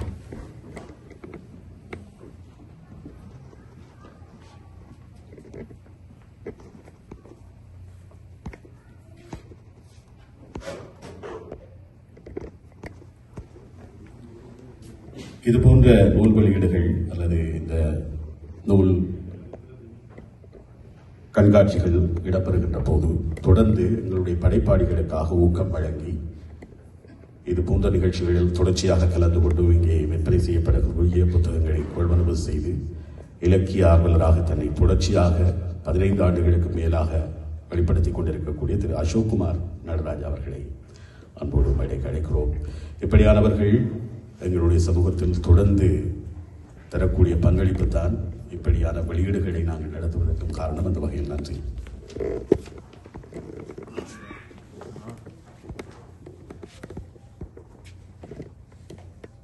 வழங்கி வைத்த வைரமுத்து சம்பளிங்கம் அவர்களுக்கு எங்களுடைய நன்றி. ஒரு அறிவித்தல் ஒன்று. கனடா தமிழர் நாட்டுப்புற கலை மன்றம் வழங்கும் கலைமாலை 2024 இரண்டாவது நிகழ்ச்சி எதிர்வரும் மார்கழி மாதம் 14ஆம் தேதி சனிக்கிழமை மாலை 4:30 மணிக்கு ஏஜெக்ஸில் உள்ள ஜே கிளார்க் ரிச்சர்ட்சன் காலேஜியர் இன்ஸ்டிடியூட்டில் நடைபெற இருக்கிறது. 1335 ஹார்வர்ட் அவென்யூவில் அமைந்திருக்கிற இந்த உயர்நிலை பாடசாலையிலே நடைபெறுகிறது. தமிழர் நாட்டுப்புற கலைகளில் இளையோரை ஊக்குவித்தல் என்ற நோக்கத்திற்காக ஆசிரியர் சண்முகநாதன் ரமணீகரன் அவர்களின் நெறியாழ்கையில் நடைபெற இருக்கின்ற இந்த கலை நிகழ்ச்சியில் தமிழர்களுடைய பாரம்பரிய கலையான கூத்துக்கலையில் மிகவும் பிரசித்தி பெற்ற காத்தவராயன் கூத்து இடம்பெற காத்திருக்கிறது. முற்றிலும் இளையவர்களை கொண்டு இது அரங்காற்றப்பட இருக்கிறது. இங்கே பிறந்து வளர்ந்த குழந்தைகள் இளையோர் இந்த நிகழ்ச்சியில் கலந்து கொள்கிறார்கள். அனைவரும் இந்த நிகழ்ச்சியை கண்டு மகிழ்வதோடு இளம் தலைமுறையினருக்கு எங்களுடைய இந்த கலை வடிவத்தை எடுத்து சொல்வதற்கான ஒரு சந்தர்ப்பமாகவும் இதனை பயன்படுத்திக் கொள்ளுமாறு ஏற்பாட்டாளர்கள் வேண்டியிருக்கிறார்கள். அந்த அறிவித்தலோடு நன்றி உரையாற்றுவதற்காக காலம் செல்வம் அவர்களை அன்போடு அழைக்கிறோம். இதுபோன்ற நிகழ்வுகள் மட்டுமல்ல, கனடாவில் இலக்கியம் சார்ந்த செயல்பாடுகள் தொடர்ந்து முன்னெடுக்கப்படுவதற்கான ஒரு மிக முக்கியமான ஆணிவேராக இருக்கக்கூடியவர். இலக்கிய தோட்டத்தின் மூலமாக பல இலக்கிய ஆளுமைகளை கனடிய மண்ணிற்கு அறிமுகம் செய்கின்றவர். அது தவிர இது போன்ற நூல் வெளியீடுகளாகட்டும், இங்கே வெளியிடப்படக்கூடிய நூல்களை சேகரித்து அதை பலரிடமும் கொண்டு சேர்ப்பதாகட்டும், இலக்கிய ரசனை உள்ளவர்களுக்காக தொடர்ச்சியாக காலத்தை வெளியிடுவதாகட்டும் என்று ஒரு இலக்கிய உலகின் தொடர்ந்து சுழன்று கொண்டிருக்கக்கூடிய ஒரு பம்பர். வாருங்கள் செல்வம் அவர்களே. அனைவருக்கும் வணக்கம். அந்த உரையாடுகளை சிறந்த உரை நன்றி உரை என்றால்தான் கடைசி கரியரும் இருக்க மாட்டோம். உண்மையிலே இந்த புத்தகத்தில் நான் சின்ன குறிப்பை செய்யல ஒன்றுமே என்னென்னு சொன்னால், இந்த புத்தகம் வெளிவாரத்துக்கு இங்கே கேரச்சோடு பதிப்பகத்தால் வெளிவாரத்துக்கு நானும் ஒரு காரணம். லெனின் என்னுடைய நீண்ட நண்பரும் என்னோட மிகவும் என்னுடைய விஷயங்களுக்கு உதவி செய்கிற ஒரு நண்பரும். அவர் இந்த பிரதியை தந்த பொழுது எனக்கு இது பேச தகுதி இருக்கு. எனக்கு ஏனென்றால் எனக்கு பங்குச்சத்தை பற்றி ஒன்றும் தெரியாது, ராஜராஜனத்தை பற்றியும் ஒன்றும் தெரியாது. அவர் பேர் சுனாமியில் ஹெல்ப் செய்ய அந்த உதவி செய்தவர் என்ற அளவில் எனக்கு தெரியும். வேறு ஒன்றும் அவரை பற்றி நான் கேள்விப்படையில் 2009 வரை. இந்த பிரதியை நான் வாய்ச்ச பிறகு எனக்கு நான் ஆயிரக்கணக்கான புத்தகங்கள் படிச்சிருப்பேன் தமிழில். அப்போ நான் எனக்கு தெரியும் இந்த புத்தகத்தில் உண்மை இருக்கா, அழகு இருக்கா, இந்த மொழிபெயர்ப்புக்கு நேர்மையாக இருக்குன்னா என்னால் கண்டுபிடிக்க முடியும். எழுத்து தெய்வம், எழுதுகோள் தெய்வம் என்று பாரதி சொல்லுவான். அதை விட இன்னும் நான் தமிழ் தான் எனக்கு தெரியும். இப்போ எங்களுக்கு பெரிய ஞான குருவாக இருக்கக்கூடிய வல்லவன் ஒரு வசனம் சொல்லுவன், தீதின்றி வந்த பொருள் அரணீனும் இன்பமும் மீனும். அது எதென்றால் தீதின்றி வந்த பொருள். பெரிய ஒரு முதலாளியாக இருக்கிறது பிள்ளை அல்ல. இப்போ எங்களுக்கு அப்படி கற்பிக்கப்பட்டு விட்டது.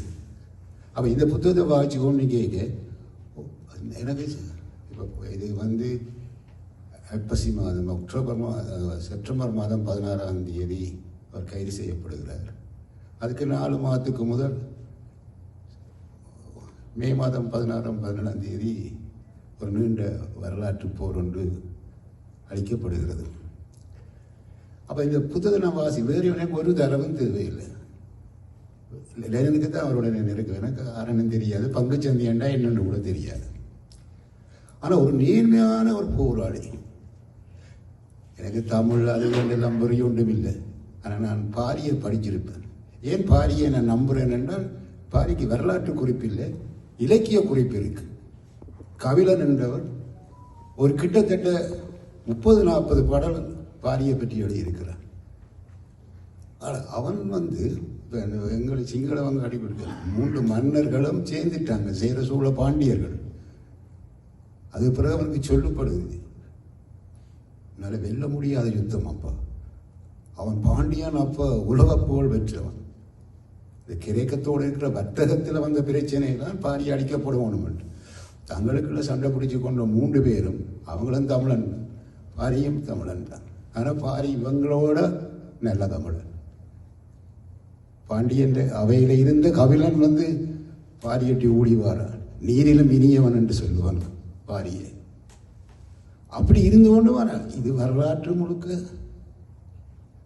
முழுக்க நடக்கிற ஒரு விஷயம். நாங்கள் ஒரு 10 பேர் 15 பேரில் 8 பேர் போக்கலியாளாக இருக்க ஒரு ஆள் எப்படியும் நேர்மையாயும் மரத்துக்காக உயிரை கொடுக்கக்கூடியவனாயும் இருக்கிறாங்க. அந்த வகையில் நான் ராஜராஜனத்தை நான் நம்புகிறேன். அவளை எனக்கு தொடர்பு வர போகிறதும் இல்லை, ஒன்றும் இல்லை. இவ்வளவு ஓர்மமாக இருந்திருக்கிறான் பாவி. அந்த இளைஞருக்கு நல்ல காட்சிகள் இருக்குது, ஒரு சில காட்சிகள் இருக்குது. வேற அந்த கைது செய்கிற அந்த டைமில் அவன் அந்த எபிஐ காரன் சொல்கிறான், உங்கள் மனசுக்கு அவ்வளோ பெரிய கவலை இல்லை போலோட என்ன, என்னடா நீ 20 வருஷம் மறியலுக்கு போனால் அவ இந்த இவ்வளோ சொத்தும் அவகுத்தானே. ஆனால் அவர் காட்சியை அவர் சித்தரிப்பார். தன் வாழ்க்கை முழுக்க, தன் வாழ்நாள் முழுக்க, தன் மனதை விட்ட நீங்கள் அவர் காட்சி, தன் 2 பிள்ளைகளும் எல்லாம் டீனேஜஸ் பிள்ளைகள் அந்த பெட்ரூமில் இருந்து கொண்டு தன்னை பார்த்த பார்வை, தன் வாழ்நாள் முழுக்க அது தன் மனதை விட்டு அகலாதட்டு. இப்போ அவையெல்லாம் வளர்ந்திருப்பினோம் கொள்ளுமினம். ஆனால் அந்த ராஜுக்கு அந்த காட்சி ஒரு வாழ்க்கை முழுக்க அவரை துன்பப்படுத்தி கொண்டிருக்கும். இதுதான் இலக்கியம் என்றது. இதுதான் அதால தான் நான் இந்த புத்தகத்தில் தலைவிட வேண்டி வந்தது. அவர் வடமராட்சியில் பேரன்மாருக்கு அப்படித்தானே தங்களுடைய பேர குழந்தைகளுக்கு அவர் காரில் வேற கொண்டு பஸ் ஸ்டாண்டில் வருவார். அவர் அந்த தாறுமாறு ஓடுவார். ஆனால் அவருக்கு எப்படியும் தனக்கு ஓட தெரியாட்டால் தன் பேர பிள்ளைகளுக்கு தான் கார் ஓடிக்கொண்டே பஸ் ஏற்றி விடணும்ண்டு. அப்படியான நிறைய காட்சி படிமங்களோட அவர் முந்தி பிந்தி எழுதினார், ஒரு தெரியல. எங்களுக்கு மொழிபெயர்ப்பை பற்றி எனக்கு ஆங்கிலத்தில் நான் படிக்கல. ஆனால் அந்த தமிழ் மொழிபெயர்ப்பு அற்புதமாக இருக்குது. இப்போ நாங்கள் போருங்காதல நான் 3 தரம் வாசிச்சிருப்பேன். 50களில் சொக்கலிங்கத்தால் மொழிக்கப்பட்டது டால்ஸ்டாயின்ட்டு. எனக்கு அவர் ரஷ்யா மொழியில் இருந்து அது ஆங்கிலத்தில் ஆங்கிலத்தில் தமிழுக்கு வந்தது. ஒரு இத்தாலியன் பழமொழி இருக்குது, மொழிபெயர்ப்புன்றது போய் அல்லாட ஒரு இன்னொரு அறிஞ்சு சொல்லுவார், மொழிபெயர்ப்பு பண்ணுறது கவிதையை பற்றி சொல்லுவார். நீங்கள் கவிதையை மொழிபெயர்க்கிறதுக்கு நீங்கள் லோயரை வச்சு காதலிக்கிற மாதிரி என்று. ஆனால் இந்த எங்களுக்கு அது இல்லை. இந்த புத்தகத்தில் ஒரு வாசகனால் மேலே நல்ல வாசகனால் கண்டுபிடிக்க முடியும். 5 பக்கம் போன பிறகு தூக்கி எறியக்கூடிய, இப்போ பாரதி சொல்லிட்டார் எழுதுகோல் தெய்வம் எழுத்தின் தெய்வம். ஆனால் ஒரு வாசகனால் ஒரு 5 பக்கம் வாசிக்க தெரியுது, தட்டிட வேண்டிய புத்தகம், நல்ல புத்தகங்கள். இதை எனக்கு இந்த சந்தர்ப்பத்தை தந்த முதலாவது எனக்கு இந்த சந்தர்ப்பத்தை தந்த லெனினை நன்றியோடு நினைக்கின்றேன். அல்லாடி நான் இதை படிச்சும் இருக்க மாட்டேன். எந்த பங்கு சந்தைக்கும் எனக்கு என்ன சம்பந்தம் என்று விட்டுருப்பேன். ஆனால் அது இல்லை, அது ஒரு இலக்கிய பிரதி, எல்லாரும் படிக்க வேண்டிய ஒன்று. நன்றி என்று சொல்ல போனால் ரமணன் நான் ஒத்துக்கொள்ளுகிறேன்னு நினைக்கல. ரமணன் மிக அறியப்பட்ட ஒரு அறிவிப்பாளர், ஒரு ரேடியோவில் பெரிய ஷோக்கள் செய்கிறவர். அவர் ஓமண்டு வந்தது. மற்றது சொன்னலிங்கம் எனக்கு நீண்ட காலமாக தெரிஞ்சு சமூகத்துக்காக வச்சு கொண்டிருக்கிற ஒரு மனுஷன். அப்போ அவர் என்னென்று வருவரோன்னா நான் சொன்ன வருவனே நீங்கள் பயப்படாதீங்க, வடிவ கேளுங்கோ, அவர் பேசினா நல்லா இருக்கும், அது இருக்குன்றது. மற்றது அரசி 2 பெண்கள் வந்தது. நித்ரா சரியான கன வேலையில் எடுத்து போட்டு செய்து கொண்டு இருப்பாள். என்னோட தெரியல, அண்மையில் தான் இந்த தமிழ் சமூகத்துக்கு அறிமுகமானவ. அரசி ஒரு இலக்கிய பாரம்பரியமாக வந்தவள். அந்த பாரம்பரியம் இல்லை, அவளை எனக்கு நல்லா தெரியும். இயல்பாக கவிதை உள்ளமும் ஒரு இலக்கிய விமர்சன பார்வையும் உள்ளவள். அவள் இந்த பாரம்பரிய மகாவியின் பேத்தி. அப்போ இது 2 பேரும் இந்த பேச்சுக்களுக்கு ஓமண்டு வந்தது. அது லெனினுக்கு பெரிய பங்கு இருக்குது அதில் வந்ததுக்கும். மற்றது இது சிறிய தொகை என்றாலும் நான் தமிழன்று இல்லை, ஆனால் நான் தமிழன் தானே. ராஜராஜன்றது எனக்கு கொஞ்சம் பெருமையாக இருக்கு. அடியை பணிபணின்னு வச்சுட்டு அடி பணிஞ்சிருக்கலாம். அவன் சாயிகை அவர் நிம்மதியாச்சு. அவர் இந்த போல் சொல்லுவார் தன்னுடைய லெட்டர்ஸில், குழந்தையர்கள் சொல்லுவார், நான் நல்ல ஊட்டம் ஓடினேன், ஒன்றையும் விட்டு கொடுக்க இல்லைன்ட்டு. அந்த தன்மையை நான் அந்த புத்தகத்தில் பார்த்தேன். எனக்கு வேறையாக்கள் என் ஃபேஸ்புக்கில் வேறையாக்கள் வேறு விதமாக எழுதியிருக்கிறேன். அதை பற்றி பாரு. எனக்கு பிரதி தான் முக்கியம், முக்கியம். அப்போ அந்த பிரதியின் மூலம் எனக்கு பெரிய சந்தோஷம். கொஞ்சம் பேர் வந்தாலும் இந்த புத்தகத்தை கனடாவில் அறிமுகப்படுத்தி, எங்களோட தமிழாக்களுக்கு இதை அறிமுகப்படுத்தி இதை செய்ததில் எனக்கு பெருமையும், எனக்கு நன்றி. வணக்கம். புத்தகத்தின் பிரதிகளை பெற்றுக்கொள்ள முடியும். நிச்சயமாக ஒரு வாசிப்பு அனுபவம் என்பதை தாண்டி செல்வமண்ணா குறிப்பிட்டது போல, பலரும் குறிப்பிட்டது போல, அந்த குழந்தைகளுக்கு ஒரு நேர்மையான தந்தையாக அவர் தன்னை நிரூபித்திருக்கிறார். இறுதியில் நாங்கள் சொல்லக்கூடிய ஒரே ஒரு விடயம் அதுதான். நாங்கள் எங்களுக்கு நேர்மையாக இருக்கின்ற போது இந்த உலகம் அப்படியும் எங்கள் நேர்மையை உணர்ந்து கொள்ளும் ஒரு காலம் பெறும். அது தனி மனிதனாக இருந்தாலும் சரி, ஒரு சமூகமாக இருந்தாலும் சரி, நாம் நேர்மையான லட்சியத்தோடு தொடர்ந்து முன்னேறுவோம். இனிமையான இரவு வணக்கம். நன்றி நண்பர்களே.